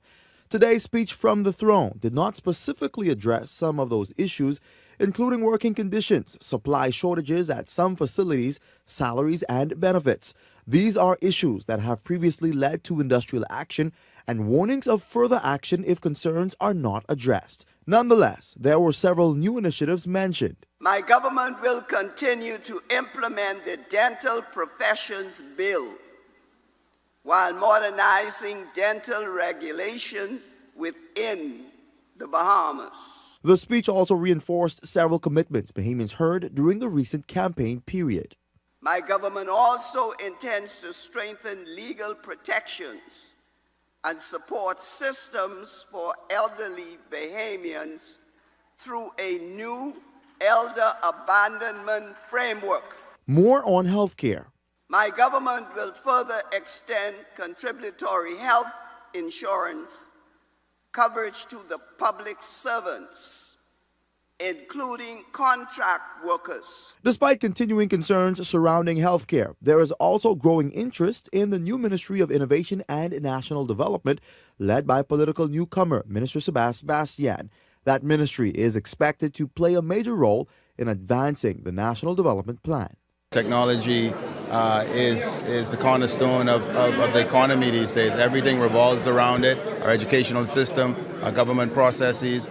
So, it's just to make government smarter, make the country move a lot more efficiently as it comes to national development. It's just turning it from discussion to delivery. The new portfolio could help move forward a plan that has been discussed for years across different administrations but has yet to fully materialize. Bastian maintains that the country now has an opportunity to turn years of planning into action. Prosperity is perpetual, so obviously things that may be there, it will continue to evolve over time, and I'm looking forward to working with that team. They've done a stellar job so far getting the plan to this place, and now it's time to figure out where the low-hanging fruit, where the medium-hanging fruit, and what can we do now, and then start to plan and execute over time. Now, Janelle, while the speech from the throne introduced a number of new initiatives, one thing that appears clear is that the Davis administration is not necessarily looking to change course, but rather build on the foundation laid during its first term. From healthcare and national security to economic development and social programs, government appears to be signaling continuity across the board, with officials now looking to shift from promises and planning to implementation. For now, I'm Jose Etienne. Back to you in studio. You all, of course, you both sat in the audience and listened to that speech from the throne, but this administration obviously intent on, one, picking up where they left off at in the last administration, or the last term rather, and building on that. Your thoughts on some of what was discussed? For example, we see there's going to be a very strong focus on healthcare, for example, very important for everyday Bahamians, for every Bahamian, quite frankly, citizen and those residing here, quite important. Shanique, most of the items, if not all of the items, I've heard before when they launched the blueprint for progress. Most of these items were addressed, introduced, and speech from the throne, get your copy, went into details. One of the ones that stood out to me on page 6, too many Bahamians still feel pressured from high cost of living. They're addressing things that concern Bahamians most. So the high cost of living, too many young people are still searching for opportunity, too many small business still face barriers to growth. And so this administration has taken these subjects or issues on, and they have laid out a plan on how they will address them. They're not shunning, they're not hiding, they're not making excuses. Too many Bahamians still have a problem with food. And so also one of the hot topics for campaign just gone was immigration, and so we'll get to that because we have a report. Okay. Yes, Okay, trust no me, problem. we will focus on that. Gabrielle, I want you, Gabrielle, also housing, crime, the economy. Housing is an issue. We know the cost of rent and then why that is so high now because so many people have turned to or are turning to Airbnb. Yes. So, Shanique, actually, one of the things that stood out to me, this was new. So, I think this government would have mentioned to us in cooperation with their blueprint for change when they first came into office, because they told us that this is a continuation. Most of the items were in progress. So we have to first look at the blueprint for change in tandem with the blueprint for progress. And this was something that they added to their existing policy in housing, which is on page 13. If you get your copy of the speech from the throne, and of course we'll look through it, is expanding our existing affordable home and rent-to-own initiatives. My government would also establish a residential tenancy authority with powers to inspect, investigate, and enforce rental standards across the Commonwealth. So important. So important. I really am looking forward to seeing what teeth, because we see a lot of boards are always created, and then the enforcement always falls down. These boards and these agencies don't have any real teeth to do anything. You still have to go through the courts. If they can bring the system similar to what Canada has, where you can bring landlords and tenants before a board. We have numerous lawyers who may be up for magistrate positions who you can get to preside over these proceedings and sort of clear up the backlog in the court system. That was mentioned as well. Simple rental and contract issues. This would be revolutionary. But I'm praying for the sake of Behemoths that it's not just something that slips by, but we can truly see it come to fruition. That right there is one of them, Peggy. That's a key area because too many landlords are renting squalid conditions and facilities to people and at top dollar as well. Yes, and what is important about getting your copy of this document? It is a contract between you and your government, and it's something that you can make reference to page 13, page 8, page 6. And when you are citing your concern or following up on something that, like the rent situation, you can say, well, you said on page such and such, and you highlight it, you screenshot it, you use your platform. Everybody get a platform. Stop depending on other persons to talk about your issue. And so get a copy of your contract with your administration, this government, second term government, and hold them accountable. And I always say when I advise people on my platform, don't be disrespectful. You want answers, not a fight. Yeah, well, I'll tell you this. I said it since last week. I said it also on Monday evening. I'll say it again right now. What this show will do is hold this administration with its 29-member cabinet accountable. That is what, listen, the cabinet is what it is. Everybody now is assigned their ministry, their agency, their portfolios. So get to work. Yes. The people of the Bahamas are depending on it. Lives are depending on it. Families, communities are depending on it. So it's no sort of fairy bed of roses here. We move forward because this nation needs moving forward. Many of these issues that were mentioned in this speech from the throne today must be addressed. And like you say, have teeth and might behind them so that change happens. Meanwhile, though, shortly after the reading of the speech from the throne by the Governor General, the proceedings got underway, of course, as she laid out. And we also spoke with the leader of the opposition, Michael Pintard, who gave this reaction to the speech. Again, pretty much more of the same. We're going to take some time, evaluate what has been said, and we'll have a chance to make comprehensive statement in short order. Sneak peek into how many debates in the House will perhaps shape up was spotted today. You all, I'll tell you this, as the keep rolling, you all. Keep rolling. Can we roll, man? Roll the TP.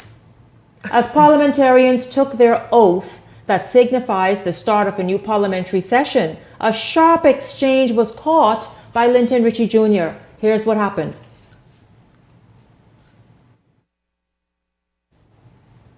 On answers from government on details surrounding United States investigators' claims of drug trafficking and corruption. Local reporters sought those answers as MPs made their way to the House of Assembly to be sworn in. The question was simple. However, many did not answer. Who is the politician? Take a look. Speak to those claims. Are you politician number one? Tweeting explosive allegations from the U.S. Can you speak to those claims? Explosive allegations from the U.S. DEA this week. Explosive allegations from the U.S. this first weekend of your new term. Can you speak to these claims? Can you tell the Bahamian people whether you're politician number one? Mum was the word for Progressive Liberal Party parliamentarians as reporters pressed them on their knowledge of an international drug investigation exposed by United States authorities. One of the most alarming allegations being the reported involvement of an unidentified politician. While the halls of Parliament were filled with pomp and pageantry to signal the opening of a new legislative term, the cloud of allegations surrounding a reported secret meeting inside Parliament in October of 2024 continued to hang over the day's events. Nearly a week ago, a 12-page affidavit filed by a DA special agent following the capture of Jonathan Eric Gardner, a Bahamian man accused by U.S. authorities of involvement in an international drug operation, alleged that discussions to facilitate a drug transaction took place with an individual identified only as a, quote, Bahamian politician. The affidavit further claims that the interaction was secretly recorded by a DEA informant. Now, while many PLP members declined to comment, Deputy Prime Minister Chester Cooper appeared to shift attention to the significance of the day's proceedings. Good morning, Mr. Cooper. Explosive allegations coming from the U.S. Can you speak to that? Are you politician number one? Today is a day of celebration. Okay. But the tension did not appear to end there. With questions still lingering over the identity of the politician referenced in the documents and public speculation continuing to grow, members of the opposition Free National Movement appeared to take jabs at West Grand Bahama Member of Parliament Kingsley Smith, who had previously issued a statement denying involvement in reports circulating in the public domain. As Smith prepared to take his oath of office, Long Island MP Andre Rollins, along with East Grand Bahama MP Kwesi Thompson, appeared to interrupt the moment. Don't take it. I, Kingsley Smith, swear by Almighty God that I have no knowledge of any cause or impediment why I am not capable of sitting and voting as a member of the House of Assembly. And the verbal exchanges did not end there. Elizabeth MP Jobeth Colby Davis was heard calling out, quote, "Help us, Lord," as Rollins prepared to take his oath. Rollins then paused his swearing in to respond. By Almighty God, that I have no knowledge of any cause or impediment why I am not capable of sitting and voting as a member of the House of Assembly of the Commonwealth of the Bahamas. You can need it. Of course, Janea, this is a developing story with not much details, but we can expect to see Mr. Jonathan Eric Gardner return to U.S. courts on Thursday. Details of those proceedings we will stand by for. But for now, reporting live in studio, I'm Linton Ritchie Jr. sending it back to you at the desk. Well, you heard that? Listen, just a sneak peek. I just know it's going to be quite interesting. Andre Rollins out the gate, stirring the pot. We're going to talk about that. We're going to talk about that exchange and just really the Parliament aspect of it and what we can expect. Because you heard one man being sworn in, they even give him an opportunity. You sure you won't do that? You sure you won't be sworn in? But yeah, we're going to take a break and come back. I'll get response from the panel here on Beyond the Headlines on this opening of Parliament Day / evening here on the show. We're back in a moment.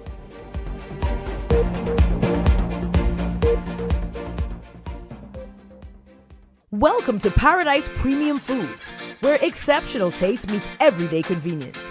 Right in the heart of Hurricane Hole Plaza, whether you're planning a beachside brunch, an intimate dinner, or simply restocking your favorites, we offer only the finest selection of local and imported goods, handpicked for quality, freshness, and flavor. At Paradise Premium Foods, shopping is effortless, service is personal, and every visit feels like a treat. From gourmet meals to go, to organic essentials and indulgent treats, this is your neighborhood market elevated. Live well, eat better. Discover Paradise Premium Foods, now open at Hurricane Hole Plaza, Paradise Island. Paradise Premium Foods, taste the difference.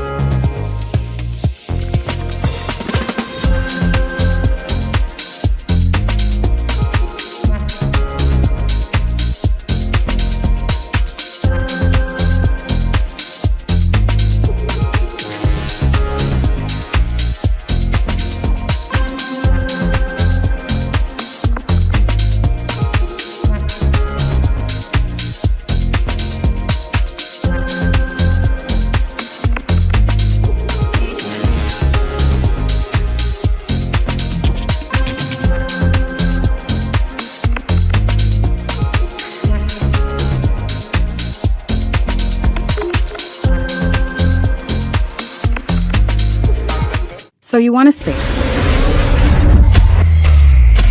But not just any space. You need something with a little more potential. So how about 1,000 square feet of room to play with? Superb audio and video production capability, digital LED wall, full lighting grid, and about 124 seats to accommodate a full studio audience with so many other features. Make this your home for your next concert, conference, and so much more. Honestly, the possibilities are endless. Here at ILTV Studios, we'd love to bring your next event to life. So what do you say? Do you want our space?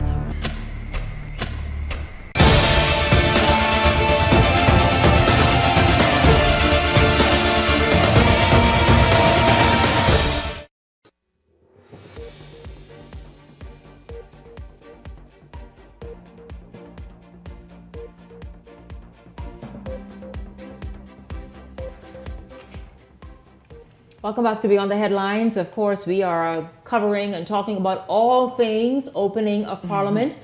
You saw during the swearing in that officially in the House of Assembly that officially ushered in a new administration, a new parliamentary session. You heard that exchange already. Now, for those of us in media who's been in media for a minute, we know that a Dr. Andre Rollins being in Parliament means, you know, just action, explosives, and be here for it. To tell you the truth, we here for it. I want to bring in Peggy and Gabrielle. Ladies, you all saw a lot of it. You all even heard, because it created quite the rumble and ripples. Your thoughts on this new House of Assembly?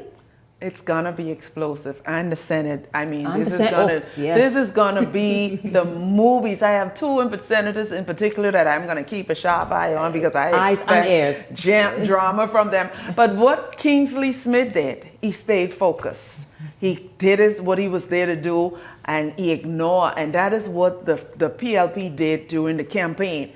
They were never distracted. They kept focused on progress. Remember, you were elected to progress this nation. And so my advice to the government side, let them cockle. That's why people don't like them. Stay focused on the people's business. You be the focused, mature one. Let them be the entertainment. Well, I think the Honorable JoBeth Colby started the entertainment today, because her and Dr. Andre Rollins moment she is one was too that ain't gonna stand down. Viral moment. But she said while he was taking his out that Lord help us, and he said. So she said that he was taking his oath. Yes, Lord help us, and the clap back came. Clap back. And he was going to prayer. What did he say? It was going to prayer. It was what? It was going saying a prayer. God help us. And him being there, you had to ask for special grace from God, because you know what's coming. What was his response? You said you're going to need it. He said you're going to need it. And that is the opposition that the Bahamian people want to see. To be honest, the Bahamian people have seen a bit more laid back opposition, a little bit more. It's not about crazy. It's about responsive. It's about being on top of their game. Opposition doesn't necessarily mean negative. I think we always associate the two together, but they are there to do a job, because even if the Progressive Liberal Party had won every seat, the Governor General would have had to appoint an opposition. They are there for checks and balances, and I think we will see a much stronger version of them, or at least I'm praying we see a much stronger version of them in this sitting of the House of Assembly. But Bahamians already showed them. They reject the aggression.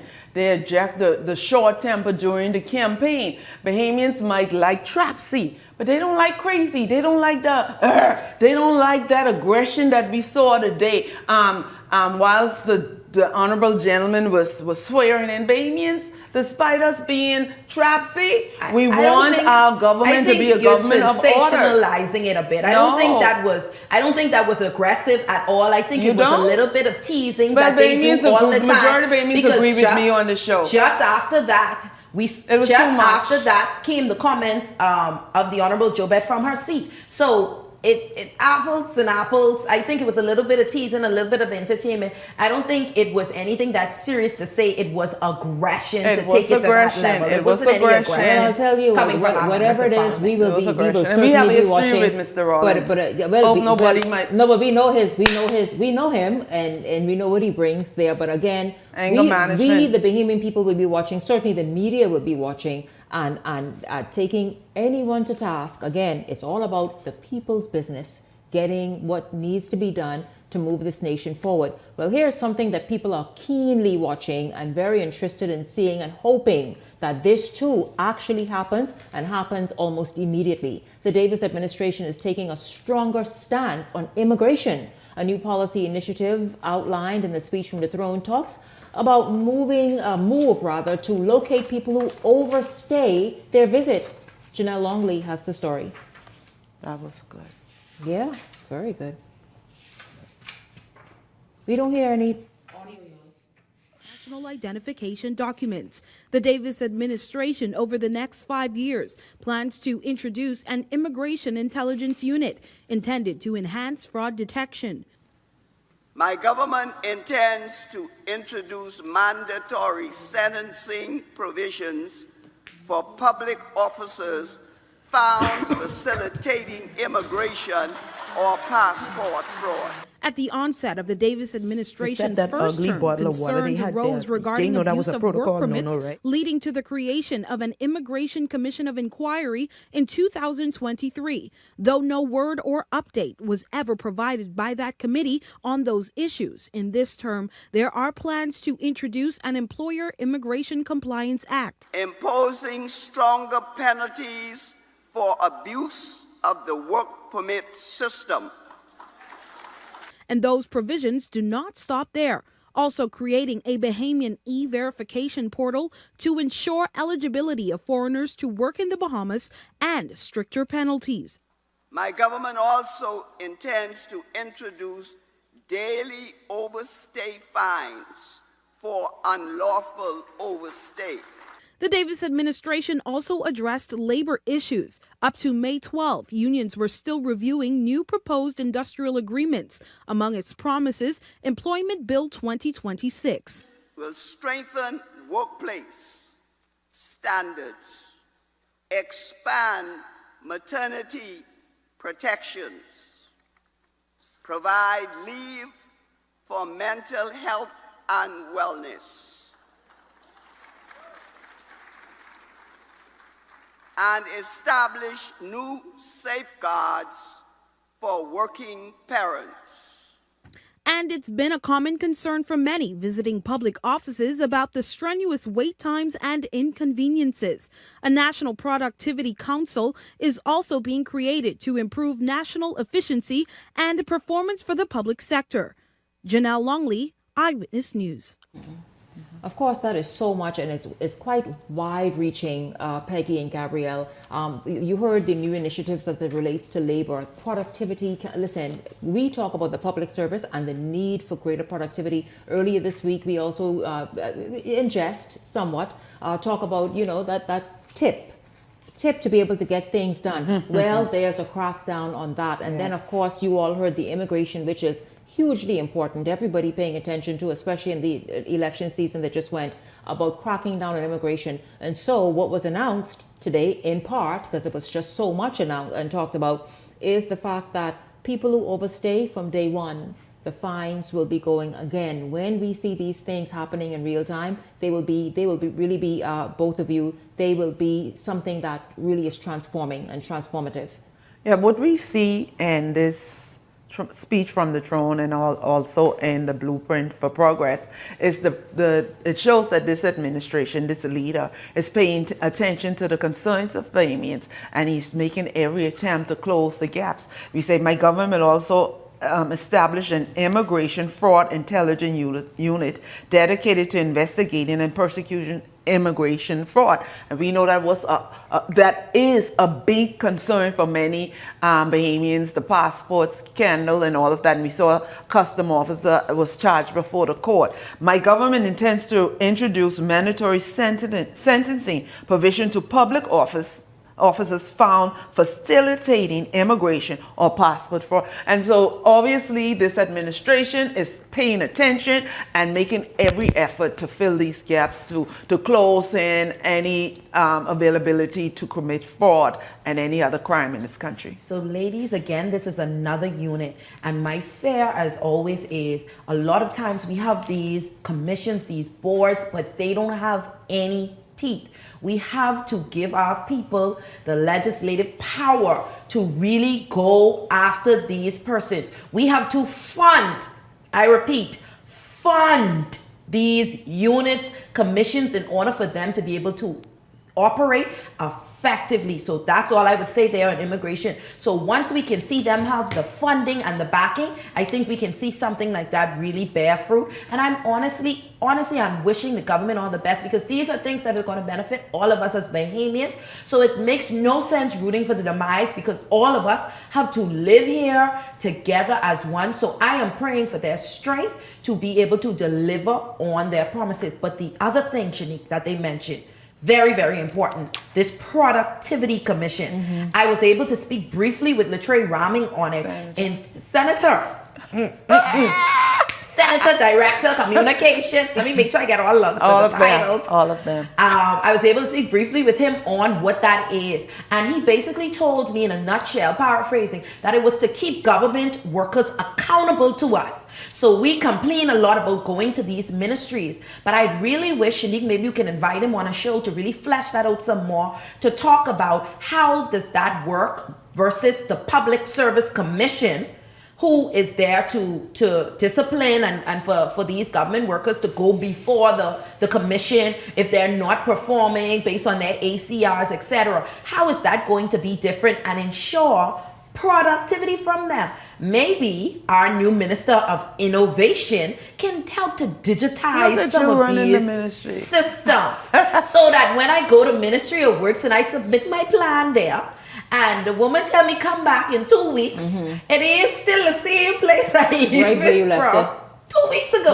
Well, Gabrielle, the good news is that Ministry of Innovation also has technology attached to it. And so, again, I'll tell you, the Bahamian people voted the way they did for one reason, and that is to see movement happen and in the right direction, so that we all of us, our lives are better for it at the end of the day, that we can access opportunities and be also skilled to take advantage of those opportunities, but also that we hold our government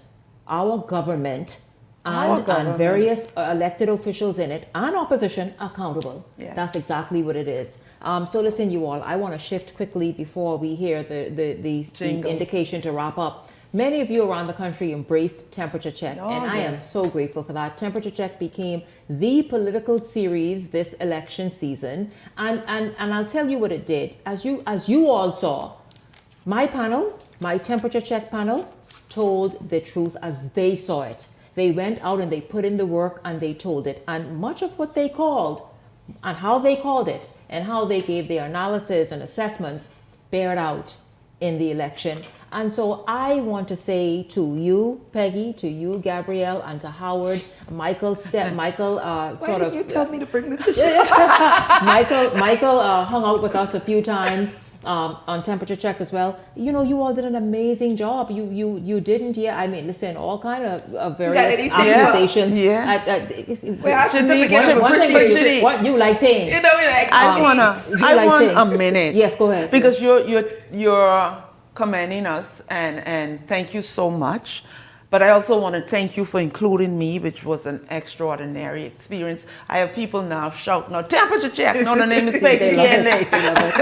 But I wanna recognize you, because I don't think you get the credit due to you. I've been with you now 10 years, and I've seen you bring out the best stories. I saw one of your stories with former Deputy Prime Minister Brent Simonet went crazy and spin off.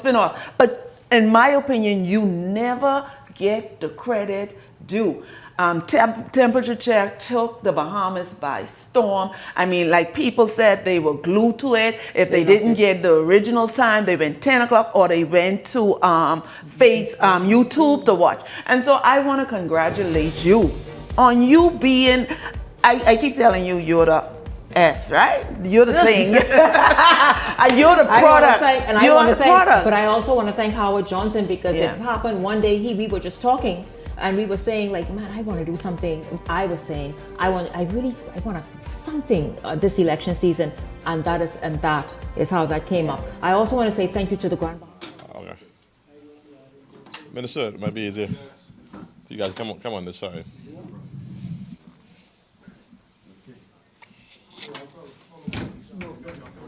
Let all my doctors come in, please. Yeah, they'll come in now, right now. Yeah.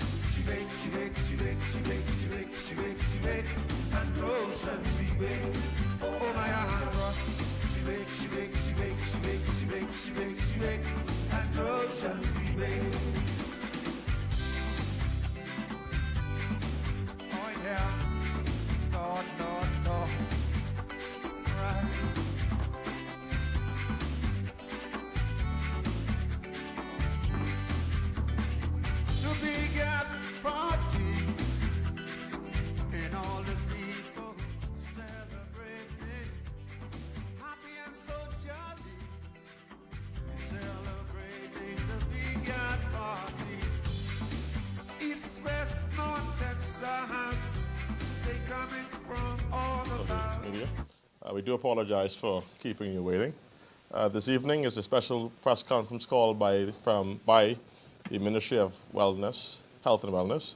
We're currently joined this afternoon by the Minister of Health, Michael Darville, Minister of State in the Ministry of Health, Owen Wells, the Minister of Foreign Affairs, Minister Frederick Mitchell, along with the team from the Ministry of Health, acting Chief Medical Officer, Dr. Bartlett, along with Dr. Swan, along with Dr. Forbes. They are also joined by the surveillance unit in the Ministry of Health. We will start this evening presser by a brief statement by Dr. Bartlett, CMO from the Ministry of Health.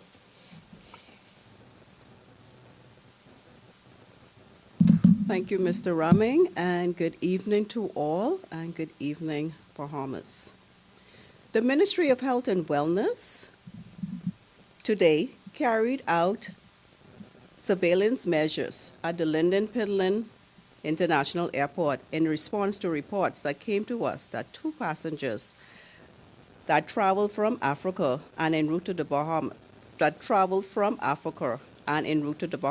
These passengers had a history of being in the Democratic Republic of Congo for approximately 3 weeks, then traveled to Ethiopia and then to the Bahamas via Heathrow Airport. Teams from the Ministry of Health and Wellness operationalized the health protocol, which included placing the 2 passengers into isolation. After the 2 passengers were placed into isolation, key actions were taken in keeping with the Ministry of Health and Wellness protocols. Key actions included enhanced contact tracing information was obtained from all passengers and crew. Further assessments will be managed according to established national and international guidelines. All relevant infection prevention and control measures are being fully implemented. No confirmed infections have been identified at this time. Based on the information currently provided to the Ministry of Health and Wellness, the risk to the public is low. The ministry will continue its monitoring and evaluation protocols and provide updates as needed. Thank you. I'm just going to invite Dr. Paul as well for a question. Yeah. You can sit up, just invite the members to get the question. So again, Lloyd Allen here from ZNS News. The reports that we got on the travel history of those 2 passengers, where did you receive that from?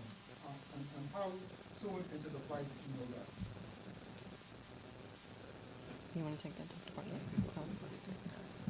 Bartlett? So I think through our partners, we would have gotten this information through our Interpol partners that there were 2 passengers on board the flight that were traveling from Africa. So the Bahamas was then alerted to these 2 passengers. Once alerted, then of course we would have sprung into action on our end to ensure that all the necessary protocols were in place once the plane would have arrived in the Bahamas. And from your medical opinion, while those 2 passengers were obviously on the same plane with these passengers, were there any fears of exposure to these passengers? There's always not really a fear, but there's always some exposure risk to partners that were the other passengers on the flight. So to explain that risk, I will have the infection and control person explain that.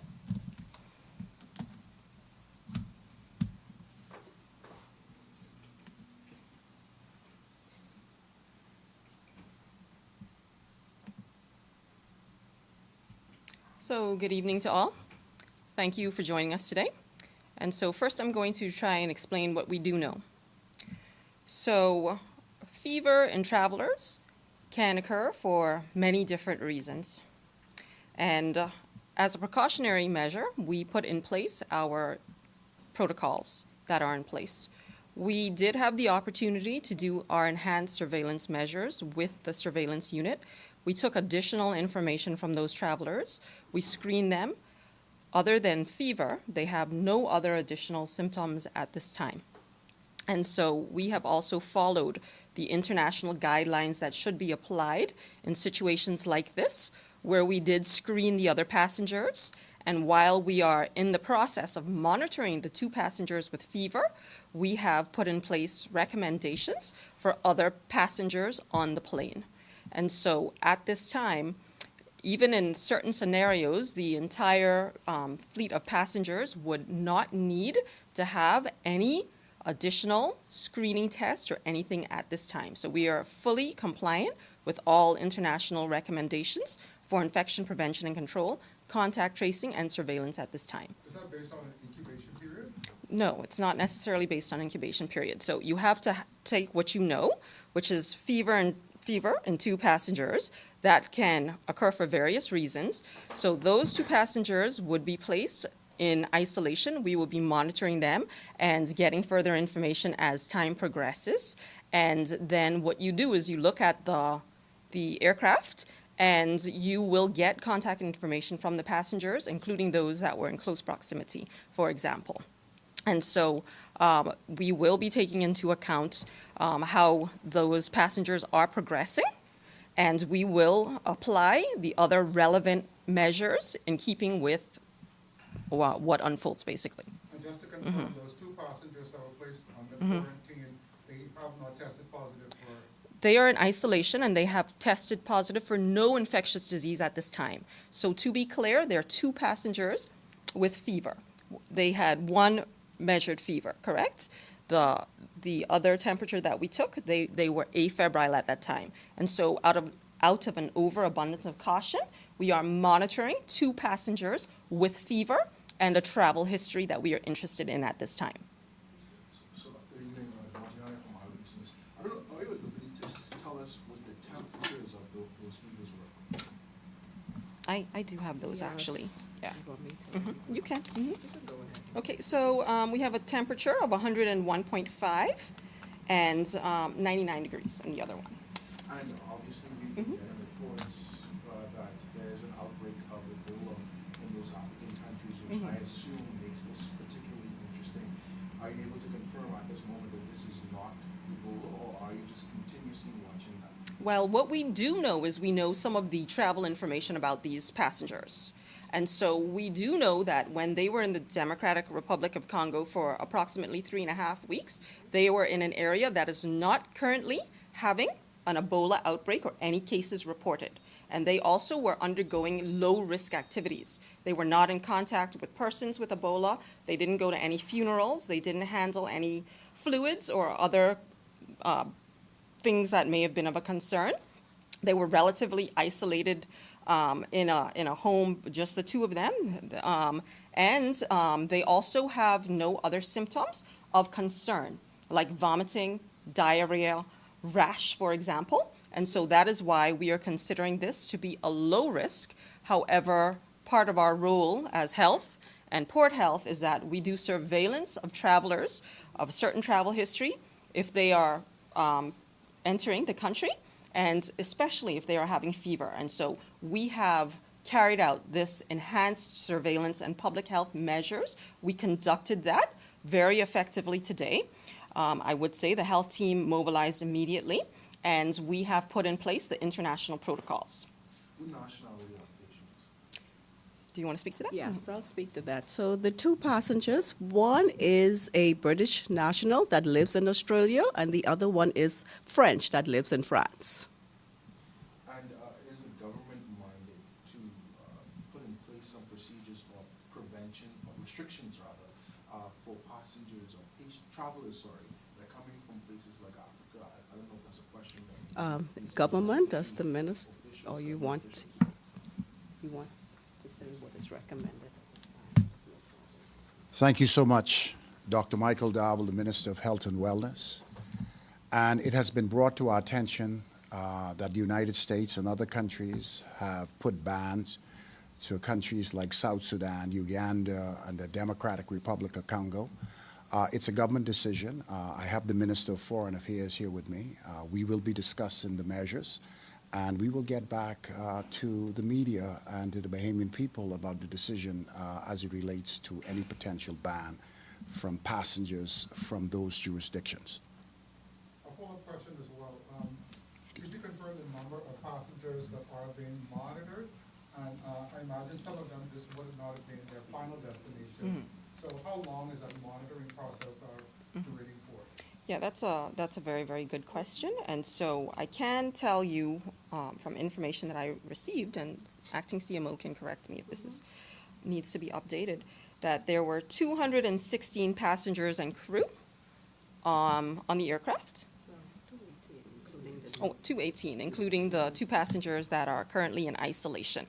And so there are international guidelines. We also did seek consultation with our partners at the PAHO WHO in terms of what this might look like in a scenario like this. And so we do build out protocols that we can operationalize at very short notice for exactly cases like this. And so the recommendation is for passengers like this that are low risk, they have a fever, but they have no other symptoms, and we know that, as you said, we may have concerns about some other epidemiological things in the region of that country, and we know how those things are spread. We will take that into account with an enhanced health screening with health professionals, including the surveillance unit, infectious diseases like myself, and other experts at the Ministry of Health and Wellness. And so we will conduct based upon what the situation is, in terms of the symptoms of the passengers, in terms of the risk of the passengers, the proximity to those passengers, and then we will make recommendations for contact tracing and further follow-up. And so we have already done the contact tracing and gathering the information for allowing us to contact trace. However, I'm sure, as you can understand, the situation is dynamic. And so it really depends because, like I said, fever can happen. It can be flu, for example.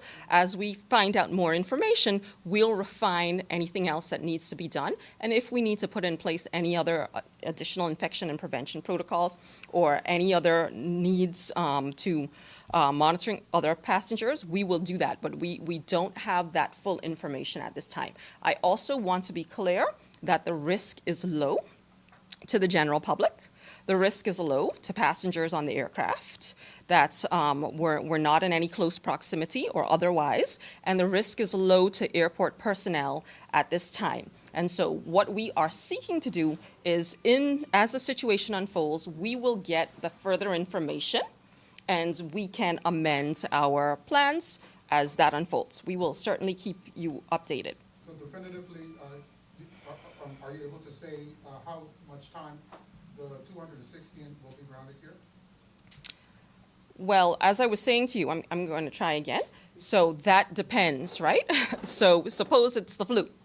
Do you understand? Then in the era of flu, as we know it now, there are no additional enhanced infection prevention and control procedures needed. And so the answer to that is very dependent on how the situation unfolds at this time. Like I said, I think that we need to understand that the risk at this time is very, very low to the general public, and we have implemented all the relevant international infection prevention and control guidelines for assessment of the passengers, the crew, and all the other passengers on board.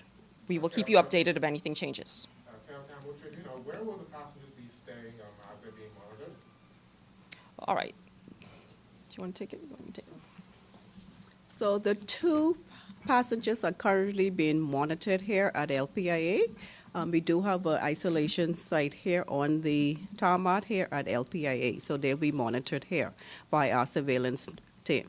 What are the other 216?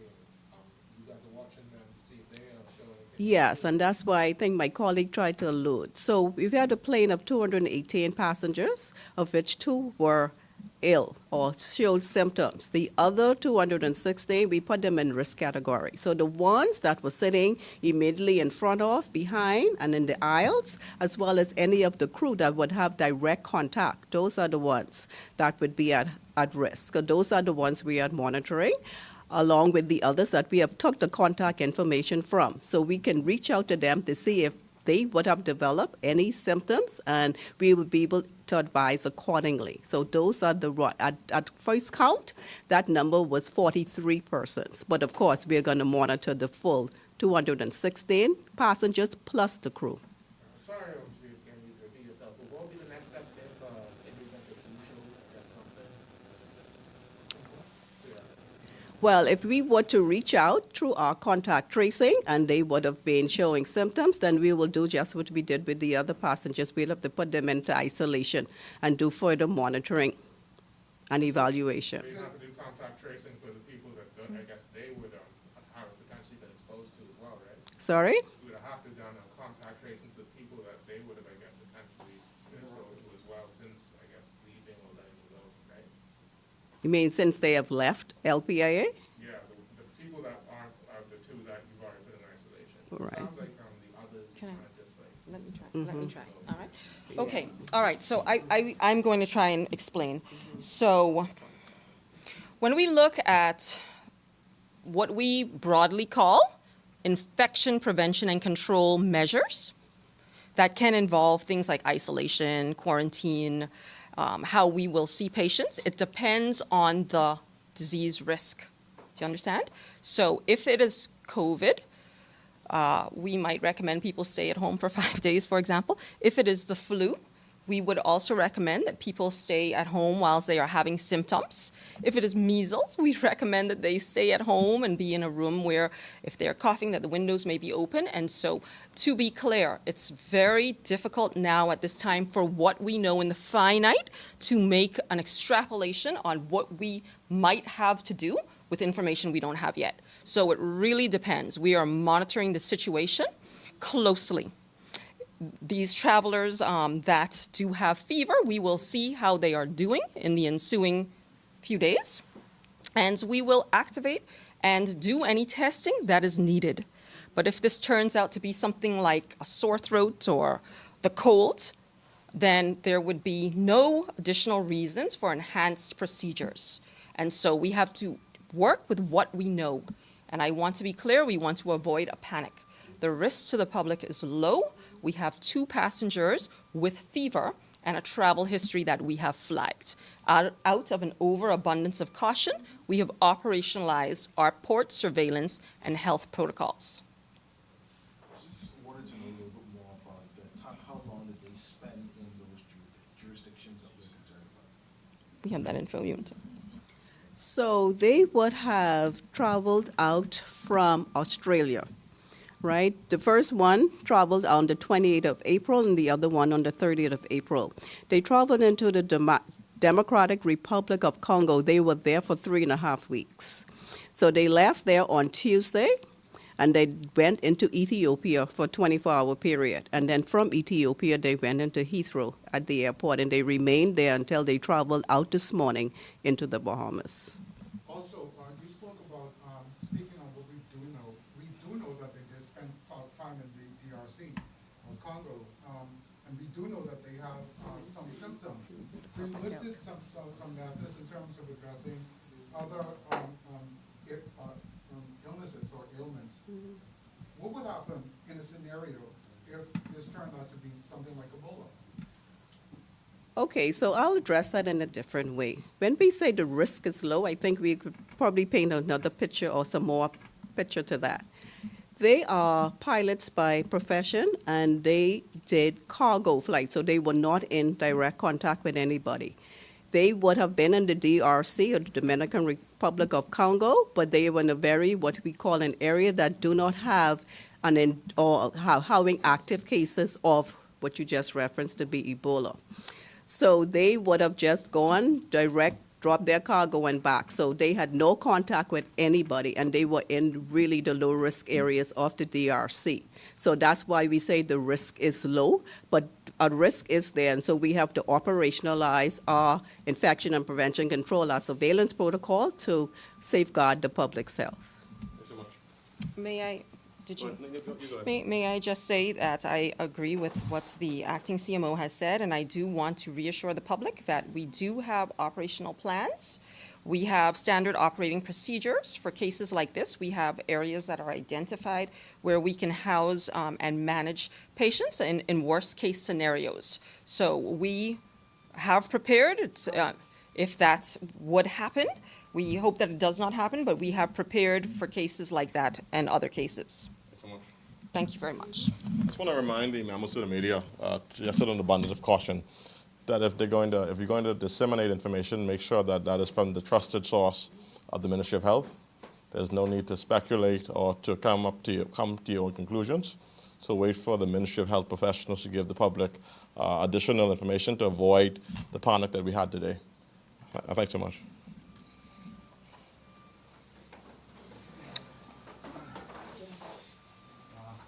It would be nice if my team could come on. We have a really great team of young doctors.